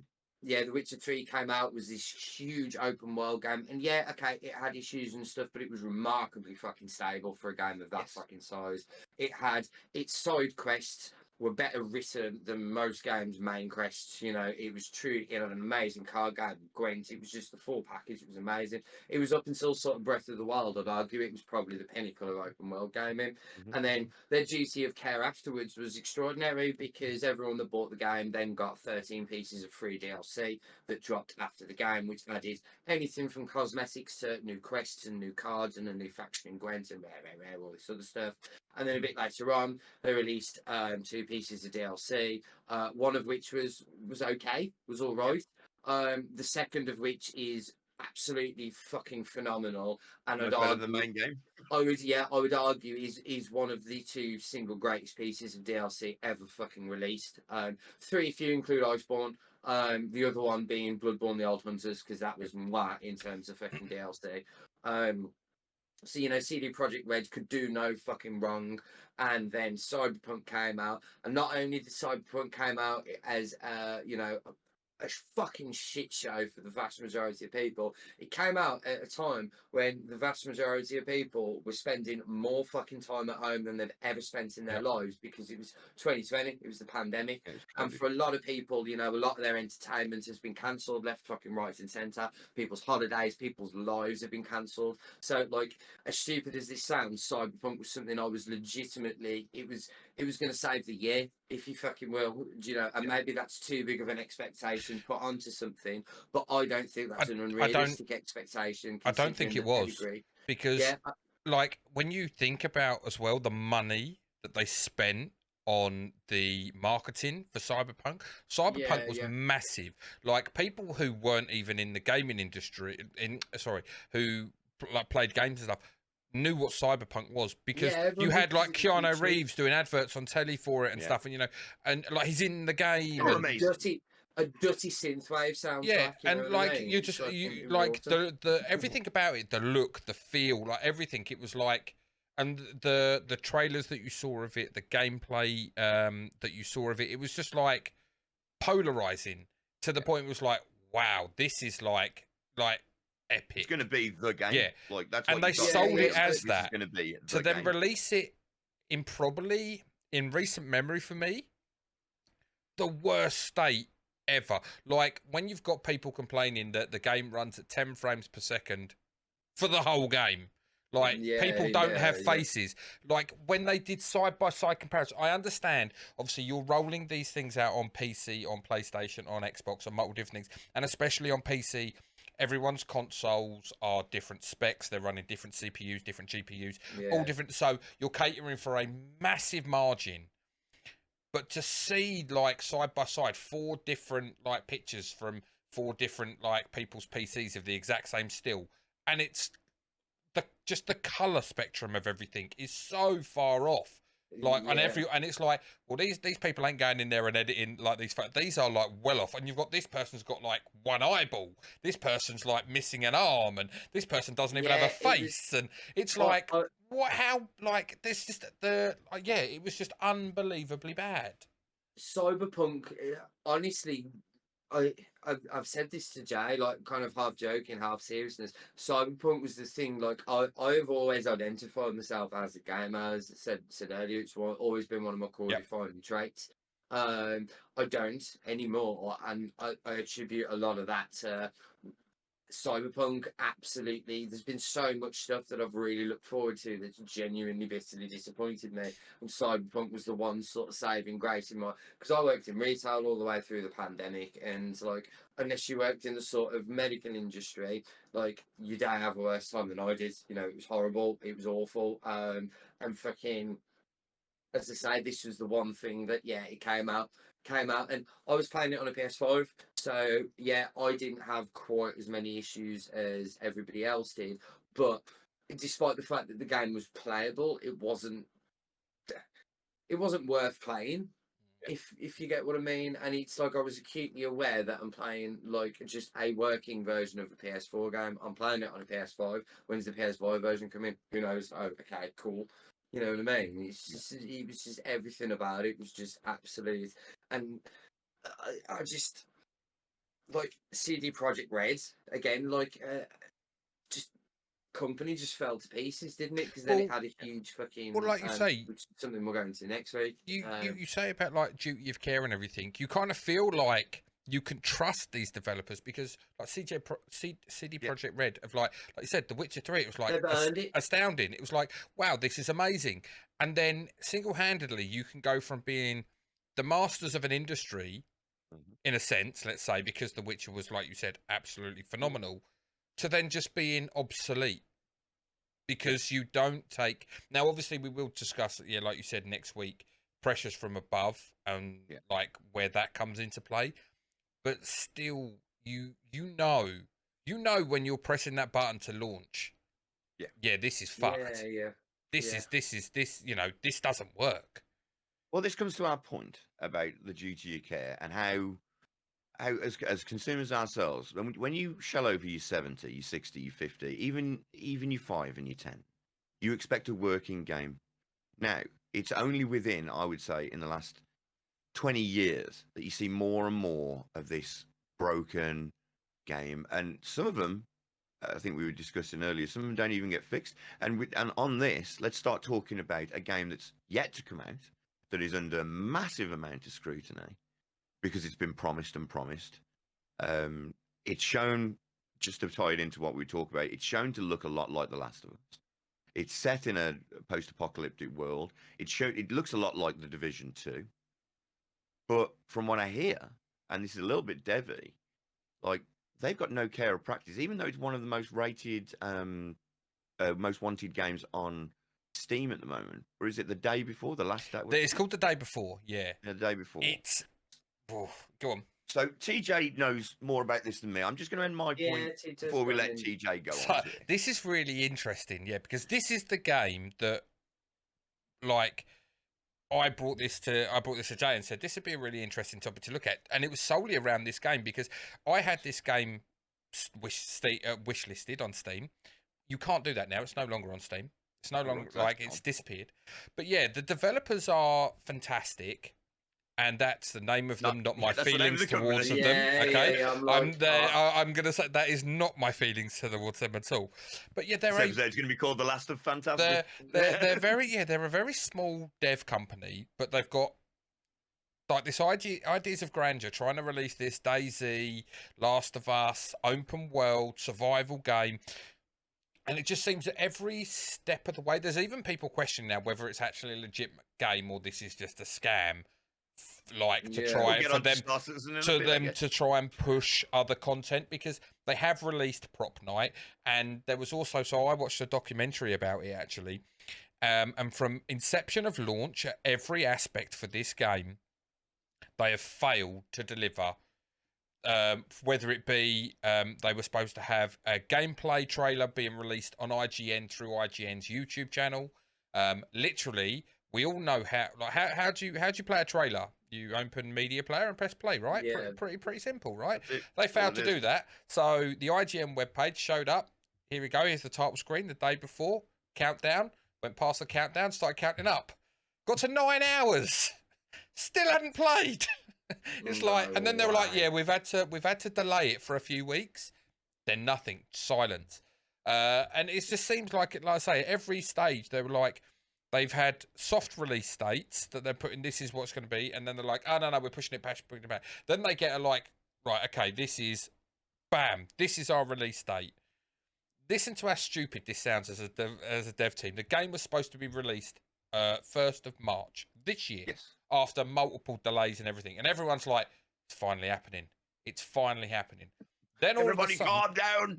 Yeah. then they hold- turn hold- around hold. and they're like, 6 weeks before, I think it was, they were like, right, we are going to release 10 minutes of actual gameplay footage to wet the whistle before release. And everyone's like, finally, Sweet. it's That's what I here. want. Here we go. It's in hand, cocks in hand. We're Then ready all to of a go. sudden it's Yeah. like, yeah, we're not actually going to do that. And then all of a sudden it disappears off Steam. The game is no longer findable on Steam. And you're like, hang on a minute, where the hell was this gone? It turns out that when they announced the game, they didn't copyright the name. They've Oh, let yes, I someone forgot else about come this. in and get the Yeah. copyright for the name. And then 2 years later, 6 weeks before the release, they're like, yeah, we're in a copyright dispute at the moment. We can't release the game. When people have done a deep dive and found out that they tried to register the game the trademark over a year ago and were told that they couldn't have that, they couldn't have the trademark. And yet they've waited till this to try and sort it all out. And then they go from a March release. They're like, yeah, we've got a trademarking issue. We need to resolve this. We're going to push back release till November. And you're like, how long does it take to sort out a trademark issue over a name? Like, Change So the the fucking game name. that no one's seen anything of for God knows how long. you say that. You say that. They did then turn around and go, hold your beer. Hold my beer. Hold my beer. We're going Hold my to beer. actually release this 10-minute trailer, which then did actually drop. Okay. Yeah. You don't look encouraged, No. TJ. You No, don't look It was a walking simulator. Now I'll give Right. it the world. The worlds look great. They're true to life cities in America, and they look amazing and everything. But they released about 18 months ago. They released a gameplay trailer of it, which think I remember 18 seeing months it. ago looked phenomenal. It had Yeah. actual action. It had it went through the different aspects of the game. It showed you different inventory screens and bits and pieces. That was by far better quality than what they released was. Like from textures to graphics to movement, it was just so much better. This was almost like a downgrade. And when you consider that on the fact that one of the main reasons that it didn't come out last year was because they were like, oh, Unreal Engine 5's coming out. We're actually going to rework the game so it goes on to Unreal Engine 5. So we're going to move the release date to March of 2023 instead of, I think it was like October. We're like, yeah, we're going to take 6 months to move it across to Unreal Engine 5. And you're like, oh, okay. And then they release a trailer that is worse looking than what they had 18 months ago. And Well, literally, there's no gameplay. It's literally a walking simulator. You see a tiny little bit of combat. I think there might be 7 zombies, but they're all individual attacks. Yeah, so it's not like a horde. Yeah. And you just you look at it, and even the non-skeptical people have got to look at that and go, well, "This is boring." Yeah. So why would you ever release that it? used to be a very common trend with the industry. In fact, that's not something new. So you used to have again, I think the game the straw that broke the camel's back was Killzone 2. When Killzone 2 was first announced for the PS3, and they showed off a footage that they said was in game and was absolutely staggeringly beautiful. And then the game came out and it didn't even look fucking remotely like that. Or I think that bit was in the game, but it was like an FMV. Yeah. Do you know what I mean? It was a pre-recorded sort of video. Yeah. And Well, that's it why, sounds- there was a huge hoo-ha about it, and that's why fucking game trailers on TV now have to have Along the bottom. contain in-game footage. If it doesn't have any in-game footage. So, obviously, now this is a game. Now, Fantastic. Sorry, are they a big company? I mean, like say No. they released Prop Night. Now, Prop Night's a 15 quid game. So It's a nothing game. and Prop Night's a 4v1. It's a take on Prop hunting it from Call of Duty. yeah, it's a take on Prop Hunt. We're pretty much, it's a 4v1 asymmetrical killer game, which I was massively looking forward to because it's right in my wheelhouse for DBD. but yeah, it's very cartoony in terms of graphics. It's a massive departure graphically from the day before. But another thing that come out with them, which was really, really interesting, is like unpaid, not interns, like volunteers. Like Yeah, I advertising for, remember like there reading was some about real this. dodgy stuff about like them asking for volunteers, and then they had to come out and clarify that no, the volunteers don't actually work on coding and stuff, that they work on. But yeah, they're not a big company. They're not nowhere near in the realms of like Ubisoft or anything like that. Nowhere near. But the other thing that came out and why people think is a scam is about a year ago, I think it was, they released on the like this package on their website with like trailers and other bits and pieces, and it all had the tags in it for the day before and bits and pieces. And they were talking about, it's a life in the day of like Fanatic as well, and everything they went through, and like different bits and pieces. But they were all talking about this app that they had. I'm going to need to find the name of it because it's going to bug me. I had it earlier, and pretty much it was just after the like, I think it was like about an hour after they released this, and it went onto, I think it went onto YouTube. They had updated the links, and they put the link for the app in there, and they were trying to push people to go in and buy this app. And it was like a life app type thing. A life game, or just a no. I'm trying to find. I'll have to come back and find this, and I'll put it. Yeah. I'll make sure it goes like we'll put it in the description or whatever. But yeah, it was pretty much like a like a lifestyle thing, steps and shit. No. I can't. Or like a life coach thing. Hang on a sec. Let me. He's struggling away. Right. Yeah, While TJ finds that, just because if we're going to talk about people thinking games are scams, obviously everyone knows I play this game, Star Citizen. Now, Star Citizen has been called a scam because it's been going for 10 years. Now, to my defense, there is a game, and I spend a lot of money on spaceships. Now, spaceships are physical things within the game. You can earn them in the game. However, they cost millions, which you can earn in the game. It's not that difficult, but obviously there'll be a loop at some point. So my worry with Star Citizen is we're 10 years in, and they're currently talking about something called server meshing. Now, server meshing, for the layman that doesn't know, which I didn't really know until I found out, basically they have a massive storage of servers where all the game is being played. And what server meshing does is, if me and Rich are both playing, and even though he's on a different server entirely, say he's in America, right? So he's on an American server, I'm on an EU server, and Rich drops a gun at a certain coordinate on a planet, right? And then sends me the coordinates to say, this gun's here, dude. Server meshing physically goes, right, we'll take these two servers and we'll just bind them together so that when Jay goes over there to find that gun will be there. Because Rich has dropped it there, and it's in the middle of a big rock open planet, which sounds great. And the idea is that it will move loads, basically. So if there's 50 people all doing a massive starship battle, for instance, then it will draw power from everywhere else in the universe to say, like, right, this needs to be powered because 50 odd people shooting ships, and there's going to be explosions and a big space battle. So we need the power of all these servers to get this to look great, which on paper sounds fantastic, but they've been talking about it for 2 years.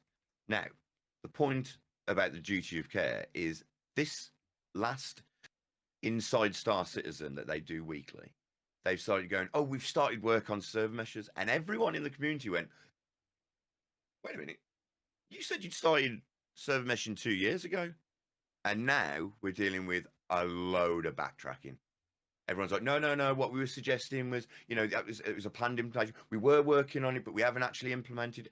And like, so now in a game that I love, that I spent a load of money on, I'm a bit like, oh, what's going on? Am I going to be with an unfinished game for 25 years? Because I've waited a few years, and I didn't back it from Kickstarter. But if I was someone who'd backed it in Kickstarter, I'm currently at what 11 years in I've got no finished game. I haven't got the single player game, which is what I originally actually paid for. Now they're saying it's going to be 2 years to get this server meshing right. You got to start adding up and going like, what am I getting then? Because at the moment, Karen, there's no incentive to finish it while people are ploughing thousands and thousands and millions of pounds into it. well, It's in.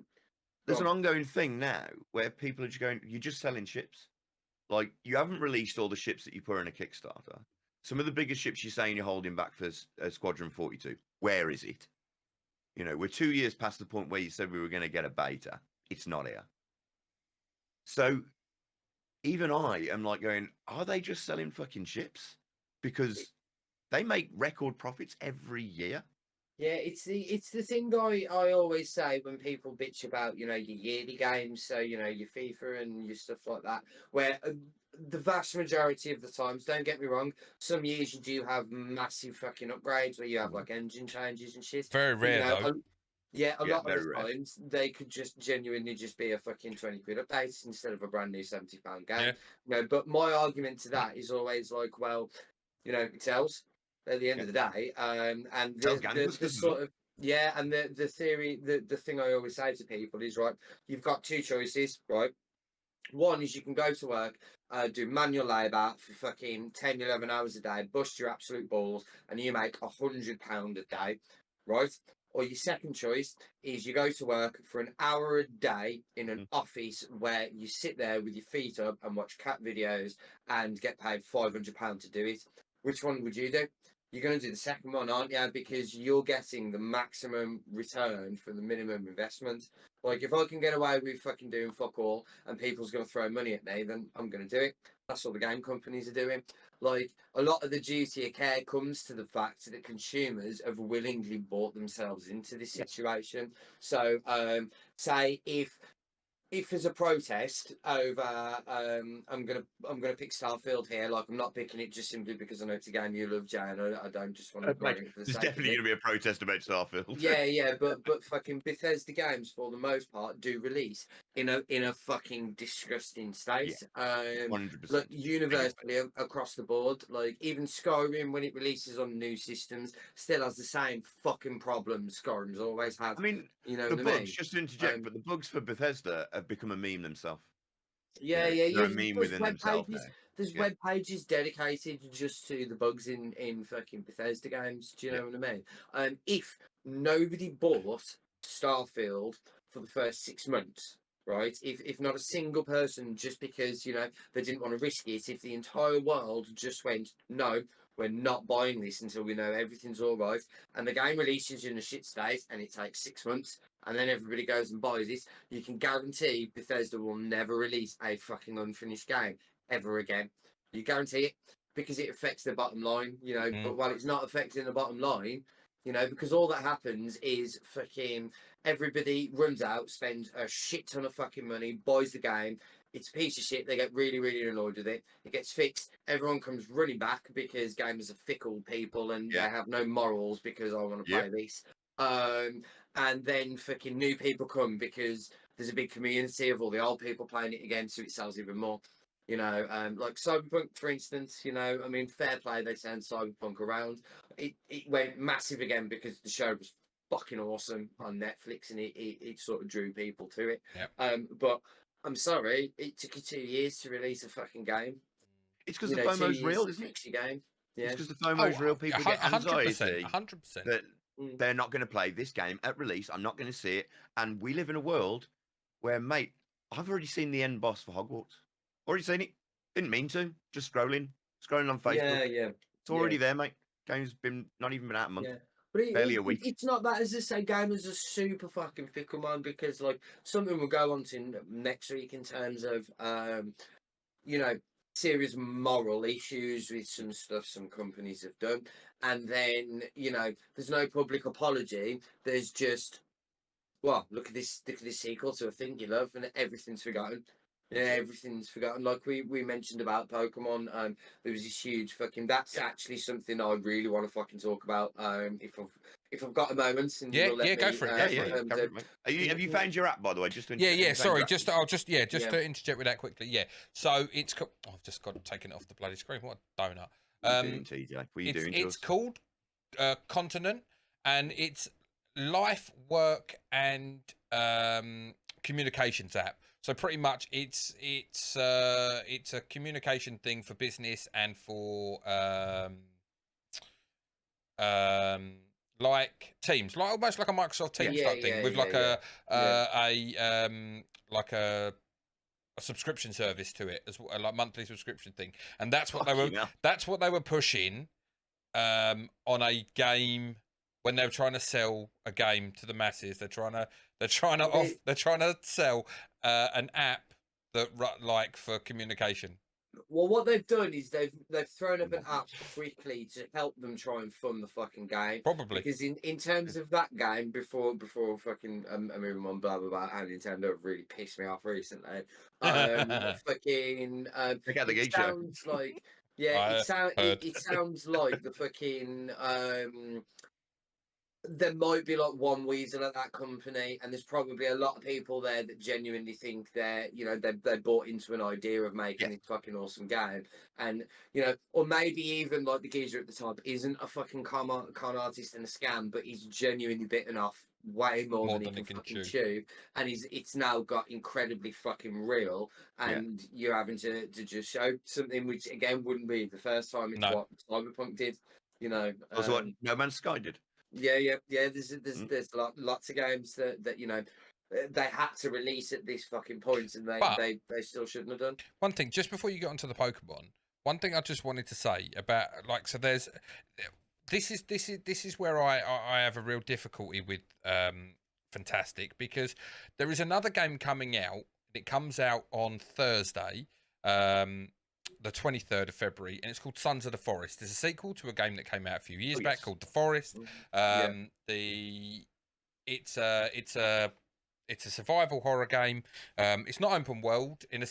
You're on an island, so there are restrictions. But they recently they had to postpone it. It was supposed to be released last year. They had to postpone it. There's been loads of things that have been posted and stuff, and people like complaining it's been delayed. Now, they were complete transparency. They came out with an email about 4 weeks ago and said, "Look, we have got."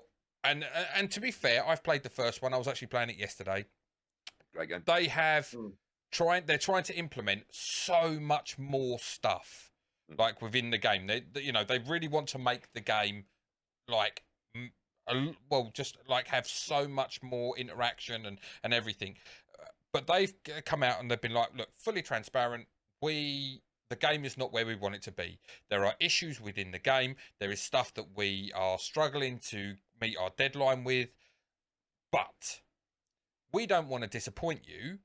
So we are going to release the game, but we are releasing it in early access, and it will be at a discounted price. Yeah. So that you can work with us and we can work with you. Get feedback as the game, and we can then obviously now it may be a financial thing as well for them. They need the money from the early access to get it released. But at least from my point of view, and if we're talking duty of care, they haven't just gone blank screen like Stonewall. We're not going to tell you anything. We're just going to go, it's postponed 6 months. Or they've not just gone, fuck it, let's see if we can slip this one out the door and get 60 quid for it. And and release it in a broken state. At least they've been upfront and honest about what they're going to do. Or you could counter that with, oh, look, we've got an opportunity for a mass market, cheap, non-unionized alpha and beta testers, while still gaining an income stream. Just to put a point on that, because I was going to make a similar point. I think that what we're realizing is that we have been now so conditioned that we're thankful to Sons of the Forest to giving us early access to a game, in opposed to a world years ago, you'd have been like, well, just release it when it's finished. Like, I'm not desperate to play. Or in a world where we get Wild Hearts released. Yeah, Well, which was Wild Arts, that's another yesterday one. at £60. But I know I don't know if you played that yet, and you may want to speak about that. But I know Rich wants to talk about Pokemon, so maybe Yeah, we so come back to give Wild us your Arts. Pokemon rent, mate. And Well, yeah, I go was on to just Wild gonna Arts. say, in terms of what Knights of the video game industry, Nintendo have always been Yep. championed for, very wholesome entertainment and selling great and complete products.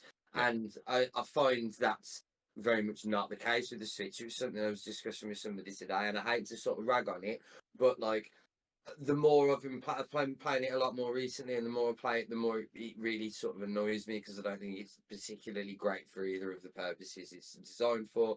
But that notwithstanding, so Pokemon, the first Pokemon game on the Switch, Pokemon Sword and Shield, there was a huge fucking hoo-ha and public outcry over it, because it was.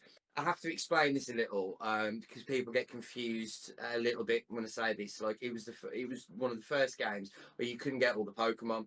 Now, you've never been able to catch all of the Pokemon in any one individual game, but there has always been the code for all of the Pokemon in that game. So you can transfer Pokemon from other games to that game.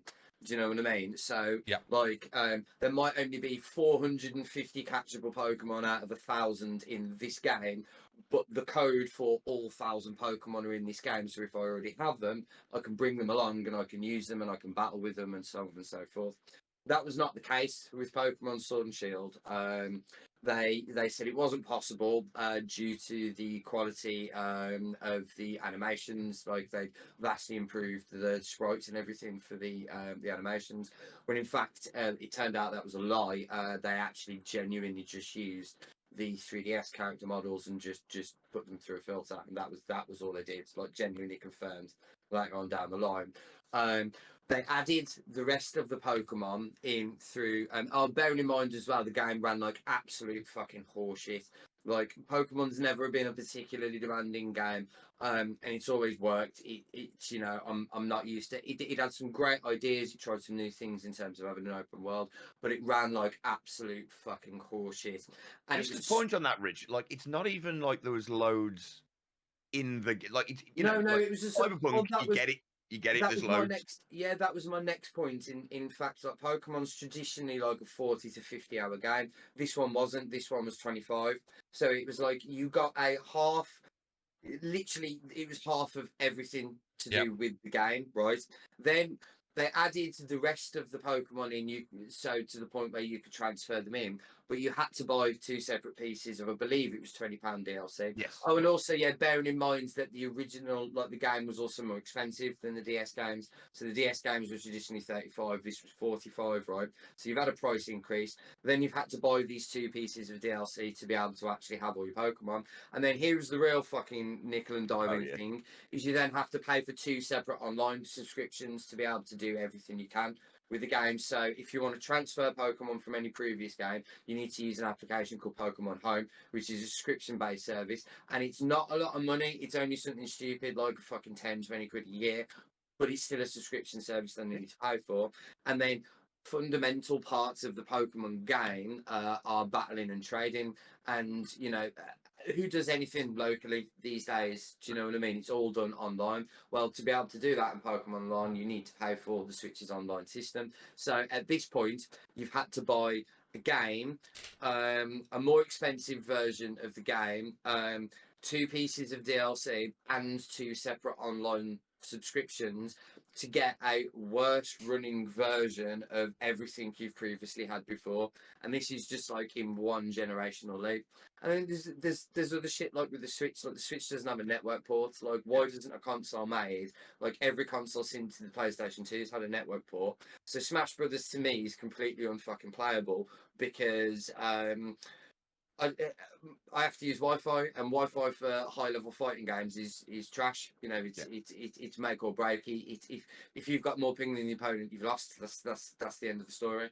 I can buy a Wi-Fi adapter, but I shouldn't fucking have to. Do you know what I mean? And then it still runs off a USB anyway, doesn't it? So you still got your issues there. It's not it's not a fucking dedicated one. And then, like, again, because I really felt like I was bashing Nintendo. Like, Monster Hunter Rise, I'm glad it's on other systems. And my mate was like, Monster Hunter should still be on Nintendo. And I'm like, oh, no, because the way online works on the Switch is bullshit. Yeah. So you have to download an app for your phone and talk to people like that, like it's Discord. So because of that, you can't hear your game and talk to your friends at the same time because you can only have, well, I suppose you can have two sets of headphones in, but that's hardly uncomfortable. And why should you have to do that? And You lose left and right anyway, so what's the point? yeah. And the annoying thing is, like, actually on the Switch, you can actually voice chat just using the system. You can do it on the free-to-play games, so you can do it on Warframe, you can do it on Apex, you can do it on Fortnite. But one of the Monster Hunter devs said there was actually they wanted to use the system voice chat, but Nintendo insisted that anything that's sort of released as an actual fucking game, you know, a pay-for game, has to adhere to their voice app things. And it's just like, guys, like, you've done a lot here to absolutely shut out my sort of goodwill in you in a very short space of time. Because, like, I go on about Pokemon. Pokemon's a big fucking deal to me. Jay, I'll tell you, I used to travel the country going to, like, Pokemon tournaments. I've got Pokemon from, like, Red and Blue 25 years ago. Do you know what I mean? I've got, for maybe 5 Pokemon generations, my game time has maxed out at 1,000 hours, and I've put 5 times that into every single game for like 5 generations straight. Pokemon's a huge deal for me, and they kind of killed it in one sort of fell swoop, to the point where I played like the new one. The new one's cool. The new ones are kind of better step in the right direction. Writing, storyline, that's magnificent. But again, it runs like absolute ass. Unless I play it in handheld mode, but like I thought the point of the Switch was I had the option to play in either way. Well, And you think the power boost would actually give you a graphical boost? Yeah, but it doesn't. It runs to the point where, like, at points it is unplayable. You know, like, oh, this fixes, you have to close it down and reboot and do this. Well, I don't want to. No, you know what I mean? I just want to certainly shouldn't have to. I just want to play my game. You Like, pay Point for of a something to console work. is that it works. Well, yeah, you've paid. You don't want to have to jump through hoops. You pay the money to not have to jump through hoops. Exactly. You want to jump through hoops, buy an expensive PC and watch it crash on your 14. Yeah, exactly. And just play space games that aren't real. Yeah, between the 1-2 between Like this Pokemon against me today. What's going on here? yeah, between Pokemon and Cyberpunk, the 1-2, it sort of like shattered my sort of faith in the video game industry as a whole, because like Pokemon was something I always relied on and always really looked forward to every fucking year. And I'm like, well, you've kind of ruined that now, you know. Yeah. I mean, Nintendo have always nickled and dimed you a little bit, though. I mean, always in a way. In a hardware way more than. I mean, to Yeah. be fair, like the Switch was, for me anyway, the main advent of them starting to do DLC, because Zelda never used to have DLC. Now it's got DLC. Yeah. Mario never used to have DLC. I don't know if the new one's actually had any DLC. It might have done. I don't think it has, actually. I just, you know. No, yeah. Hang on, didn't they release that you could buy the like previous tracks? No, you're on about Mario Kart, mate. Oh, right, okay. Mario Sorry. The Yeah, Mario sorry. game. I mean, again, but it's a very good point. Mario Kart, you know, they never used to nickel and dime you to have all the old tracks, but I think they're just trying to stop themselves releasing basically the same game again with a load of new tracks, which makes sense in respect. Well, that's cool, because how about you just release, you know exactly what I'm going to say here. Yeah, F-Zero. F-Zero. My man knows. But what Nintendo used to nickel and dime you on is you'd buy the console, and then they'd bring out, because they'd always bring out the console in a like smaller, one sexier version, or in a baller colour, or you know, a Zelda themed fucking 3DS. Like you buy a 3DS, and then they go, "Yeah, there's a new 3DS," and it's literally called new 3DS. 3DS, yeah. New 3DS XL. Yeah, hell yeah. And then for children. What are we doing here? Well, it feels like they've caught up with the rest of the industry in terms of the fact that I can take stuff out of a game and sell it to you because you're all mugs. And you know, like I think I said before, sorry DJ, before I let you know, I leave Pokemon alone. You know, this was the game that obviously, with these issues that were brought to light just before the game came out, there was a huge outcry in the Pokemon community, because despite the fact that I don't play it competitively anymore, I'm still quite active in a lot of the online communities. And there's this huge outcry, and there's this giant fucking cry to, you know, valiantly boycott the game, to vote with our wallets and show Nintendo. Fucking everyone's really unhappy, and it's literally the second highest selling game in the franchise. So You know, Go show he's gamers. just like fickle. Sorry, TJ, you were going to No, say. I mate, was sorry. just going to go on to but you can't bash Nintendo. Like, how good were they? They released the 3D, the DS, sorry, that didn't fold. Like, you know, Yes. for DS. the people that you know that couldn't, that, you know, were struggling for money. We got the cheaper version over here. Don't you worry. Yeah, You but do that 3D was that you all can turn that off. was. Oh, All that was though was a way of trying to fucking squeeze an extra bit Yeah. of cash out of a dying system Yeah. because the Switch was out. You know, because that's what they always do. Like they did it with the Game Boy Advance. They Yeah. released the Game Boy Micro at the same time as they released the DS. Because the DS wasn't a replacement for the Game Boy Advance. We were going to continue to support the system. You know, we're going to support both of them concurrently. The exact same bullshit they said when they released the Switch. Oh, we're going to carry on, And then a month later, when everyone's run out and bought and pre-ordered Switches, it's just like Pokemon. Oh, actually, it's moved. And when Pokemon moves, because, you know, Pokemon is the biggest thing Nintendo has, because it's one of the biggest multimedia franchises. It's bigger than fucking Star Wars. Do you know, in terms of revenue generated by a very substantial margin, By a massive margin. you like 3-4 times the revenue every year. Do you know what I mean? Pokemon's enormous. When that moves to a system, like that system's dead. Yeah. You know, It's dead anyway. They'd stop making games for it, mate. They'd stop making like one. They would go into stop producing it, and second, like all first-party games had stopped. Just nope. Yeah, We're making anything else for the 3DS? We've got anything in the pipeline? No, forget it then. You just have Just Dance, don't you? For a couple of years. My Yeah. thing with Nintendo, like that, it's just like all the goddamn peripherals. Like, Yes. it's They do like. oh my fad. god! Like, They how do much like a junk fad. plastic can you have in your house? Yeah, It's like, they like again they were just like we said in our fucking podcast the other thing, like with Jay and that group of friends, we were all very fighting game based. It was all very Tekken. My lot of friends from my hometown, like How's Owen, we were all diehard Nintendo heads. So we were, you know, we were Pokemon, Smash Brothers, Mario Kart, and I really do feel like it's just unfortunate to see like the sort of last bastion of like wholesomeness and creativity in the industry adhere to these sort of toxic Western practices. Because funnily enough, in terms of GTA Care, you didn't have this problem when like the center of gaming was Japan, because when the center of gaming was, you know, the East, because I'd argue that was the case up until maybe the end of the PlayStation 2. It was really the PlayStation sort of 3 era when Western game development, you know, the fantasy, the open world game and the shooter really sort of took off again. But for, you know, up until that point, video games were a very, very Japanese dominated industry.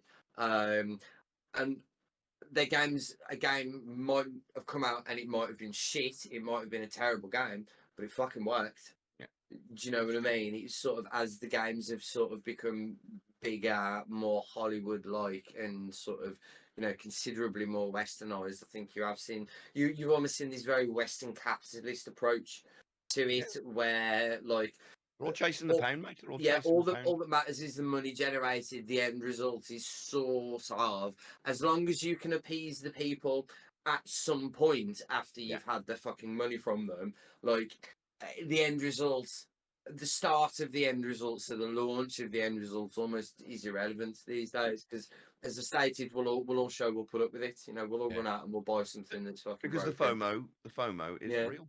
We become so anxious that we haven't got it, that somebody else has got it, we're not going to get to play it, that you'll run out and go, oh, it's a bit buggy, but you know, I got a 4090, I got 64 gig, I got PlayStation 5, I've got Xbox X. I'm sure that on that high end console it will be okay. And I will lie. Fuck, I've done it.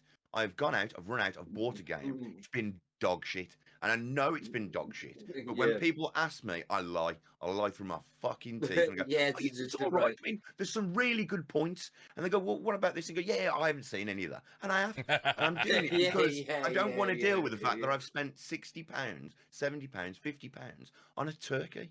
And it is a turkey. Yeah. And I'll play it for about 4 hours, lie through my teeth, and then just dissolves into the Steam library. That's, I think, something that like as an industry, particularly as consumers, it's just like we need to start taking accountability for funding that sort of bullshit. Yep. You know, all the toxic game practices only become commonplace because we just keep fucking throwing money at them. Like once people stop doing that, like it goes away. The problem is, how do you get people to stop doing that? Well, The I truth don't have is, the mate, answer to that. we're Oh, many years away from horse armor, aren't we? yeah. And it's too late now. It's too late. We said yes. We said yes to horse armor. We argued a bit, and then we went, it's only horse Yeah. armor. And then it's only DLC, and then it's only a patch, and then it's only this, and then it's Yeah. only that, and then But it's only a then- loot box. And before you know it, But then it is interesting to see. So a company I wanted to bring up earlier in terms of duty of care it is interesting to see how a company's approach to duty of care can change. Because a company that always comes to mind is Capcom. Because Capcom were very much an early pioneer for shady business practices. So yes. Resident Evil 5 had a versus mode that was already on the fucking disc when you bought it. It was installed when you bought it, but you had to pay for it was a piece of DLC that just was an unlock key. You know, it was a couple of kilobytes that just unlocked. Street Fighter springs to mind, Rich. Yeah, Fighter. you have Street Fighter X Tekken was the first game that launched with it had something like half a dozen day one DLC characters that again were all on the disc. It was on the disc that you bought and fucking paid for, but you had to pay £6 as an unlock code for each character.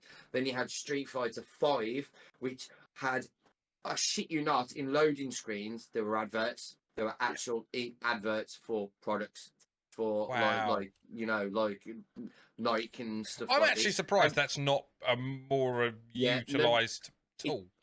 It's worse than that. It's People actually they kicked the actually fuck off changed. CJ. That's Oh, what. okay. Yeah, they actually changed. So, say like this week's fucking advertiser was Nike.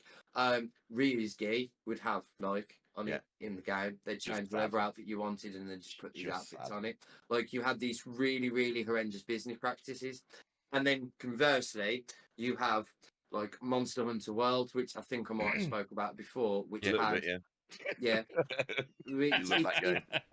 Yeah, but in terms of like for free looking after you after I've bought this game, like because you bear in mind that wasn't a short game anyway. You know, bought the game before there was any DLC for it. I'd already put like 800 hours into it. You know, and then every month for the next 12 months you got a free update, and the free update would either be like a new monster which let you craft new armor, new weapons, new such and such, or there'd be like gear from crossovers, and there weren't small things either. There was like the Dragoon from Final Fantasy, there was Dante from Devil May Cry, Altair from fucking Assassin's Creed, there was Ryu and Sakura from fucking Street Fighter, there was, I shit you not, a fully fucking voice acted quest by from The Witcher where Geralt of Rivia came into the fucking Monster Hunter world and you got to play as him while fighting a fucking Leshen from The Witcher, and then once you beat them you could craft Geralt as a skin and stuff like this. It was extraordinary. They added a new game mode which was like a 16-player raid. They added all this crazy stuff for fucking free for a year. Then they released an expansion called Iceborne, which added just as much content as the main game did for, I think it was 30 quid. Fucking steal, man. And then they did exactly the same in terms of post-launch content for the next 18 months. So for the next 18 months, you had the same deal. You had new monsters, new weapons, new ways of playing, new, 16-player raids and all this sort of stuff. And that is now, you can fucking Google it and look it up. That is Capcom's single highest selling thing they have ever fucking made in existence. And this is a company that has made both Street Fighter and Resident Evil, and Monster Hunter absolutely destroyed all of them in terms of fucking units sold, and it's made a shit ton in terms of cosmetics as well, because like I usually stay well the fuck away from cosmetics in games. I've put 3,500 hours into a game I've spent a grand total of £70 for. I don't mind. I thought you were about to say 3.5 grand I've spent in this game. Yeah. I'm like 3,500 hours for 70 quid. Do you know what I mean? I'm quite happy then to spend a couple of quid on something cool for my house in there, or a cool outfit, because I've more than got my fucking You've got your money's worth. You've looked after me as well. You know, you didn't have to give me, because all of those things that you gave me for free, I'd have paid you a fiver for. You know, I will say, like, Monster Hunter has got a renowned history. The game itself, it's been out since PlayStation 2. So, and they have always done sort of eventy things where they will give extra monsters and put extra things in. So I'm glad that what they did was actually continue the But I tradition. say in this day and age, in that such a big budget game, it's fucking unheard of in the industry. It's just like it just doesn't happen. You know what I mean? It genuinely doesn't. In war, crazy. like there are some games that do it. It's not alone. Like Warframe has done more DLC than I think almost any game for yeah. So like it does happen. I know what you're saying. You're going, but this is a big boy. This is Capcom to big. It's a big boy. Yeah. Big boys don't need to do this. Yeah. They know you're going to buy that again, product. this is a company that like. If a company's got a history of doing stuff like that, cool. But this is a company that, as I say, like those first few things, they've done some horrendous fucking shit, and they've nickled and dimed you everywhere they can. So it's just really cool to see that, you know, not only did they sort of change their business sort of ethos on a wide scale, but then they've rewarded for it as well. Because then they go, holy shit, actually fucking, you know, having a positive duty of care to our consumers is actually worth fucking doing, because this has sold more copies than Street Fighter 2 and Resident Evil, like Resident Evil 1 have combined. And those are two of the most influential fucking games in video game history. You know what I mean? So... So I mean, like, I don't know where we're at this point, but is there anything more anyone wants to add?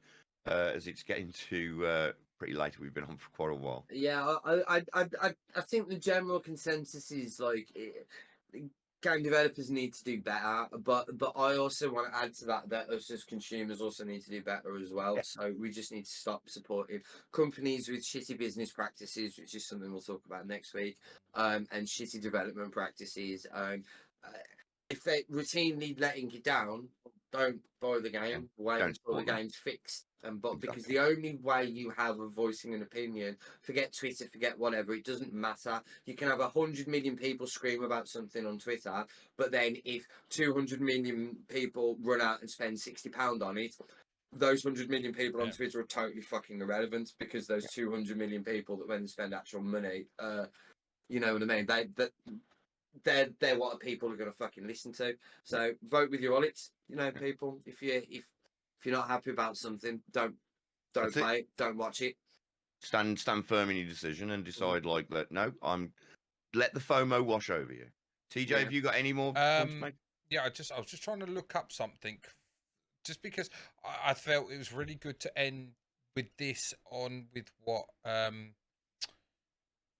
Rich just said there. I was trying to see if I could just quickly find the number, because you were saying about supporting, like we need to as consumers to stop, like you know, supporting bad practice.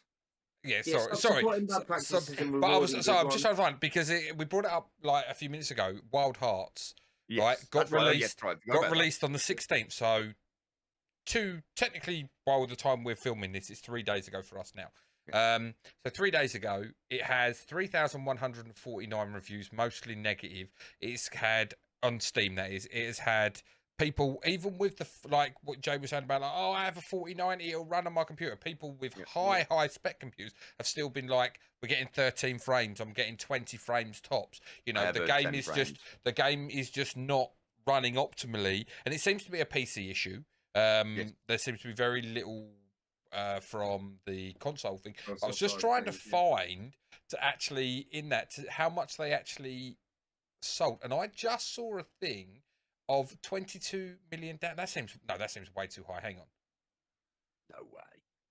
1 day ago, inside Wild Hearts Travel launch, the game showed a good start, surpassing 13 million in revenue. That seems really high, actually. All right. Well, roughly. All right. Let's just argue. What is it? £70 game? That's the thing. It's a £70 game, AAA. So what did you say? 22 million, was it? 13 million copies.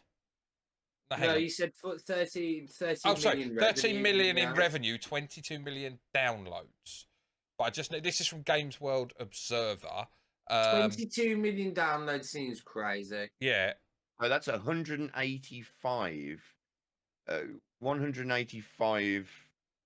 I'm just trying to confirm on this here. With the remainder copies of the game sold.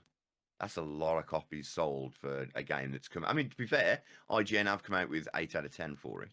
So I don't know if it was just reviewed on a PS5 or Xbox See, I Series X can't or something. find where. Oh, please don't tell me they've conflated two things here. No, they haven't. No. We're uninformed, don't worry. Yeah, We're not this meant is to be right. exactly it. Uninformed. Well, literally, I just typed it in, and the first thing that come up on Google has given me that price inside Wild Hearts Trouble launch, and these prices. But then you click on the article, and those prices aren't in the fucking launch.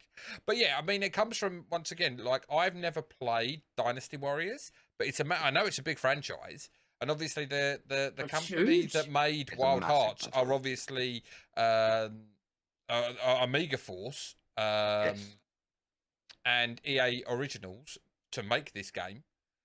And yeah, I can. Yeah, these numbers now aren't showing up considering what I just read out to you there. So take that with a grain of salt, people. To be fair to them, the 22 million downloads would depend because obviously you've got EA Play, which is on Xbox.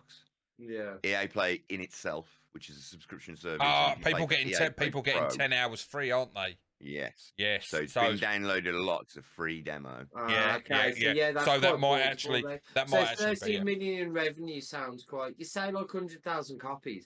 That's fuck all, really. All in the terms grand of, like, scheme of things. Is that what Yeah. 100? Was that what 13 million in revenue? By the way, this was one day after release. So the article was 195,714 copies would Okay. be 13 million. That's Yeah, And what. that not a depends whether lot. it's pounds, yen, etc. Because yen is nothing. It's basically Yeah. sold 3 copies. Oh, okay. That's it. It's dollars. It's dollars, by the way. It's dollars. Okay, so It's dollars. yeah, Yeah, because I was just trying to. I was trying to So, work yeah, out what they that's- come in and say, like, you know, we know this game is poor, but it's still like we still got the people That's- going out buying it and. In all it's fairness, selling. that's probably why they've mentioned the dollars as opposed to the amount, because you say that in dollars and it sounds quite impressive. Yeah. You come out and say it's sold 185,000 copies, people go, It's not many, but right. I mean, to be fair, for a new game with no pre-existing history to pull from, it's not bad numbers. It's not great numbers either, but it's not bad numbers. You know, it's a new IP. New IPs don't sell always as strongly as older IPs. If people are buying it, they're definitely buying it because they're coming off the Monster Hunter craze. That's Oh, 100% hugely, yeah. what's driving any sales for that game.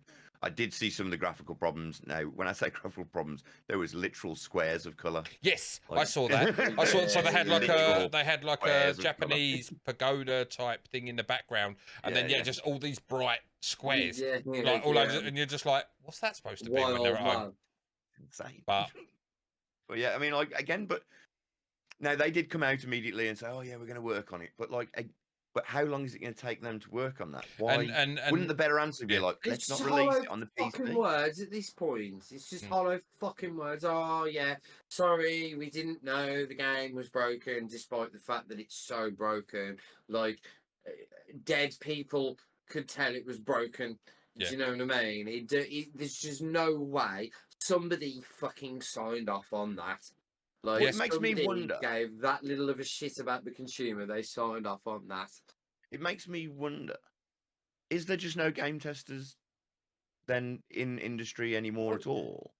Well, yeah, Because there is- like, there there's got to is- be a game there- tester. Yeah, it does. Someone has to test this game. yeah, They have to. he's right. It's us. Yeah, it's What coming. you'll have is you'll have small teams now that you won't have like it used to be, where you used to have like 200-300 people. Now you won't have that. You'll probably have like a small part of the dev team that like playtest to make sure stuff passes the bare fucking minimum. And then these days they'll just launch it because why do they need to pay for game testers when we'll do it for them?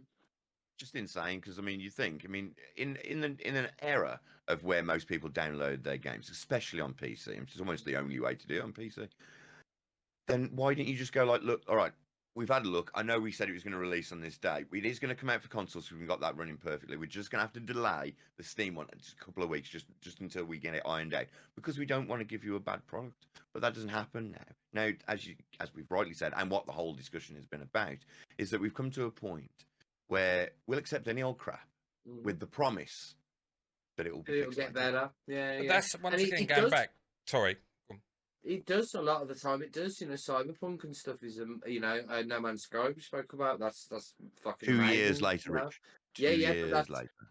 that's the point. They had your money 2 years before they actually delivered what they promised. But Yeah, that's it's why I bullshit, isn't it? liked what, like I said, going back to like the Sons of the Forest. I liked Yeah. that. Yeah, we may have been conditioned to be like, oh, like this is a good thing they're doing this, when realistically it's, but it is a good thing if you compare it to Wild Hearts, if you compare it to Cyberpunk, Yeah. if you compare it to they could have just gone, fuck it, let's release it. Yeah. We'll But again, deal with it. We'll deal with it later.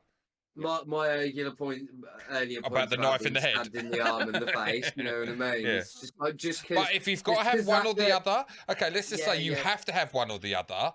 You're gonna what would you? Just because like I totally get that. Yeah. If I've got to have one or the other, but just because something is a better option than something else doesn't make it's that not a good nothing. option. It's not. It's not. It's not perfect. It's not what you would want, but at least. Well, it's not even the bare fucking minimum. That's the problem. It's not even the bare fucking minimum because, like, there isn't another fucking. You imagine, right? You go to a fucking film, you go to the cinema, and halfway through, the film just shits out, and they're like, oh, yeah, come back in a month to finish it. Yeah. Riot, you'd set the cinema on fucking fire, wouldn't you? You imagine you get a book. You start reading. You get George The R. back R. of the Martin book's drops to empty. Blank pages. George R. R. Martin gets to drops to that latest. Now the real page, choice is write the rest of the story yourself. Yeah, it just has dot dot dot dot dot dot dot, and then 20 blank pages. You're just like, George R. R. Martin finally drops after 15 fucking years the next Game of Thrones book, man. Yeah. And it's literally like it's a full size book. It's exactly the length it should fucking be,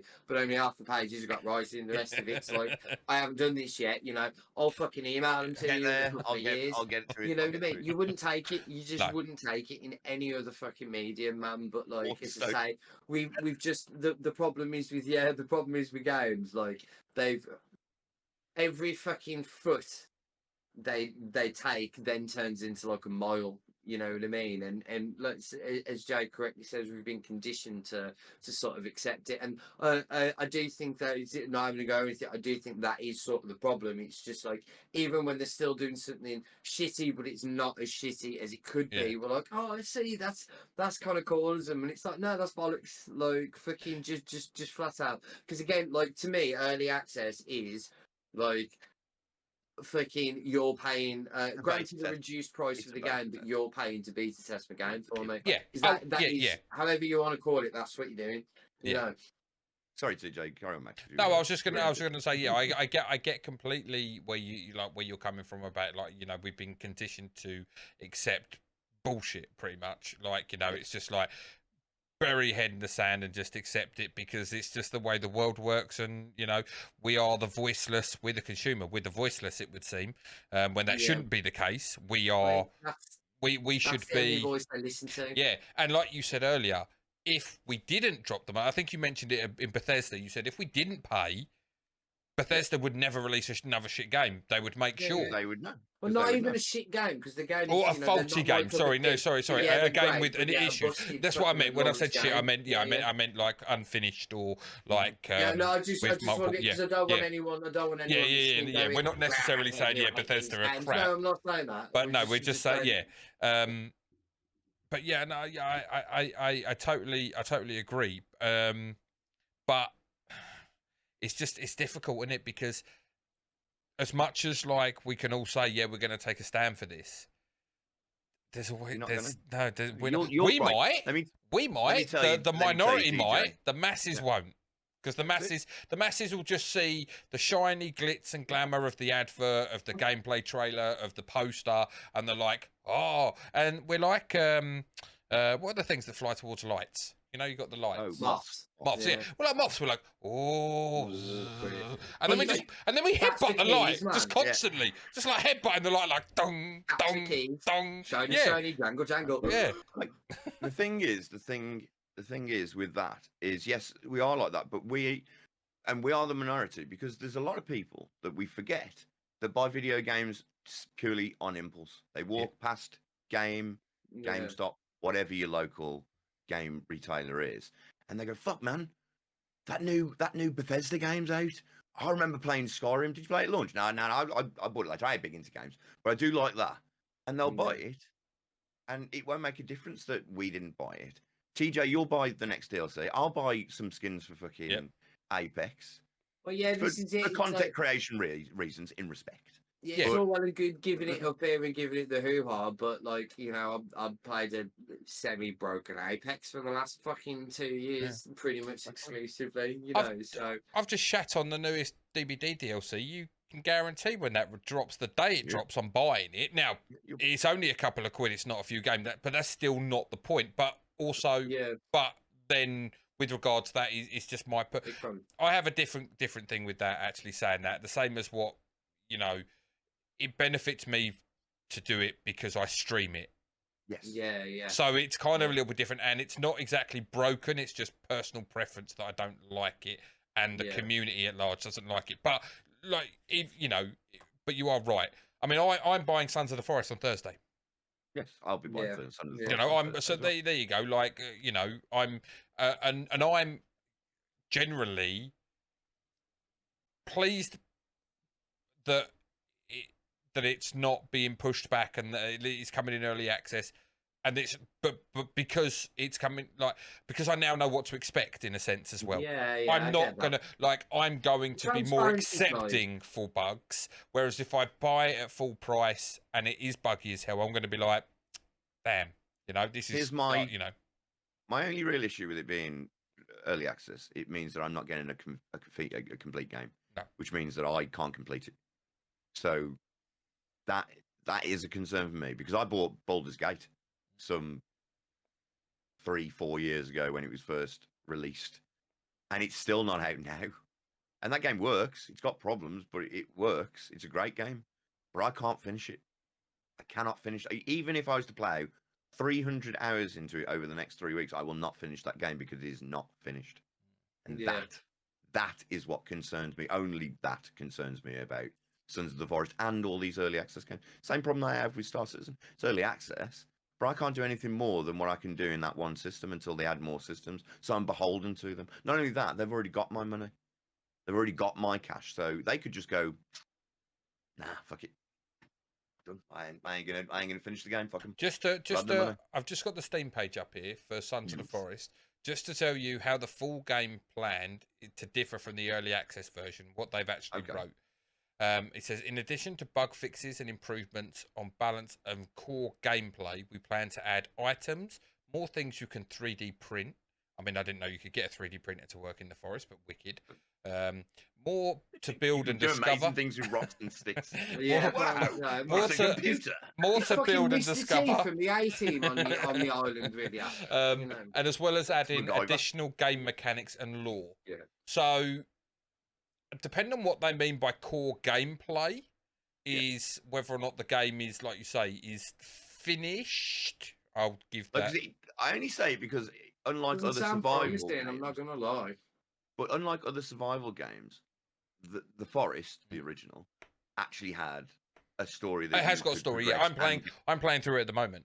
Yeah, so that's my worry, because survival games, yes, you can release them in early access because people are just building things and then they're getting knocked down. I think that's the beauty of this, though, because you have got the, like, with all the other caves and other bits and pieces and stuff, like, you can go off and just survive in the forest and do your survival building, you know. And I think, like, there's enough changes from the first to this, by the like, especially like you've got an AI like geezer that's going to help you called Kelvin that looks wicked. Yes, that does look really cool. You write notes to him. Yeah, pretty much we're getting Sam. We're getting Sam in the forest. But yeah, you know, it's. I think we'll just have to wait and see. That's wait and see. Yeah, well, I mean, we'll be talking about it next week anyway. Talking about it next week. I think we closed our points here, guys. Are we ready? Yeah, pretty much. I think the general synopsis across the board is there's still, while there might be improvements from some companies like universally, there's a lot more care and attention that companies need to pay to the product. We are thankfully in a post. We are thankfully in a post Cyberpunk 2077 world, which means it does appear that devs and their overlords are saying, like, right, we've got to be careful about releasing games in a To a shitty point. state. People just won't have it anymore. But look, I don't think it will stop bad practice. I think No. you're still going to get No. badly released games. I mean, Wild Hearts currently, DVD, as you said, it's a preference.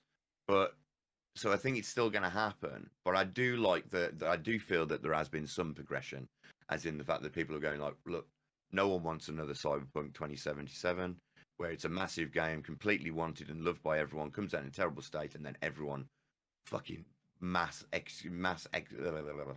leaves basically. And now, because again, the other thing that happened that we didn't talk about really, and we'll talk about more next week, because we're going to talk about, just to give everyone a heads up, we're going to be talking about the dev side of game development next week, because here at this show we like to look at least both points, because we're informed about it across the board anyway, but we do like to at least give you both sides. You can make your own opinions. We do. So, it's why it's opinions of the uninformed.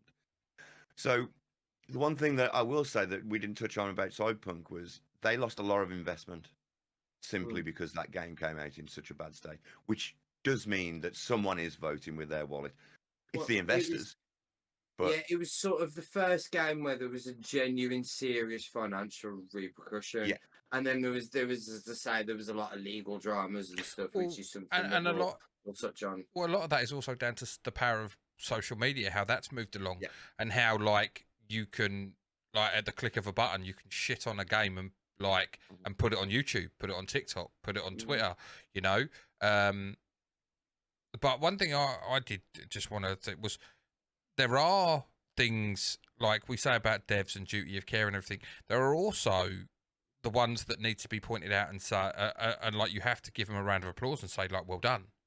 Yes. Like 100%. Elden Ring, Yes. stuff like From that. software. From As we'll touch next week, with that praise does come pain. Yeah. We'll touch on that more next But week. so we're not there are some companies that follow best practice, and there are we said The Witcher was amazing. Okay, so if you can erase Cyberpunk from your memory, you can say CD Projekt Red have done amazing things in the past. So it's not all, but it's the just take that extra little bit of time. Just take, just to make sure we don't expect perfection. We understand there's going to be devil's in the details. Yeah, we don't expect there to be like everything to be absolutely at the pinnacle. No, but you at least expect something to be playable. I need it to be functional. Yeah. I need it to be functional. Yeah. That's what I'm paying for $60 for. purpose. Yeah. Like if it's a game, I should be able to fucking play it. Yeah. If not, Correct. you shouldn't have sold it to me. Yeah. Like, We I'll can be all honest. understand minor little patch me. things. Yeah. But But when you it shouldn't have sold fundamentally it. doesn't work in any respect to the way it should, whether that be graphically, whether that just be the game actually running, it just fucking crashes or whatever, or just swaths of the game missing. Yes. We just want things that work. We just want to be able to experience want and to enjoy support what you. we've paid for. Bare We minimum. want to support you. Yeah.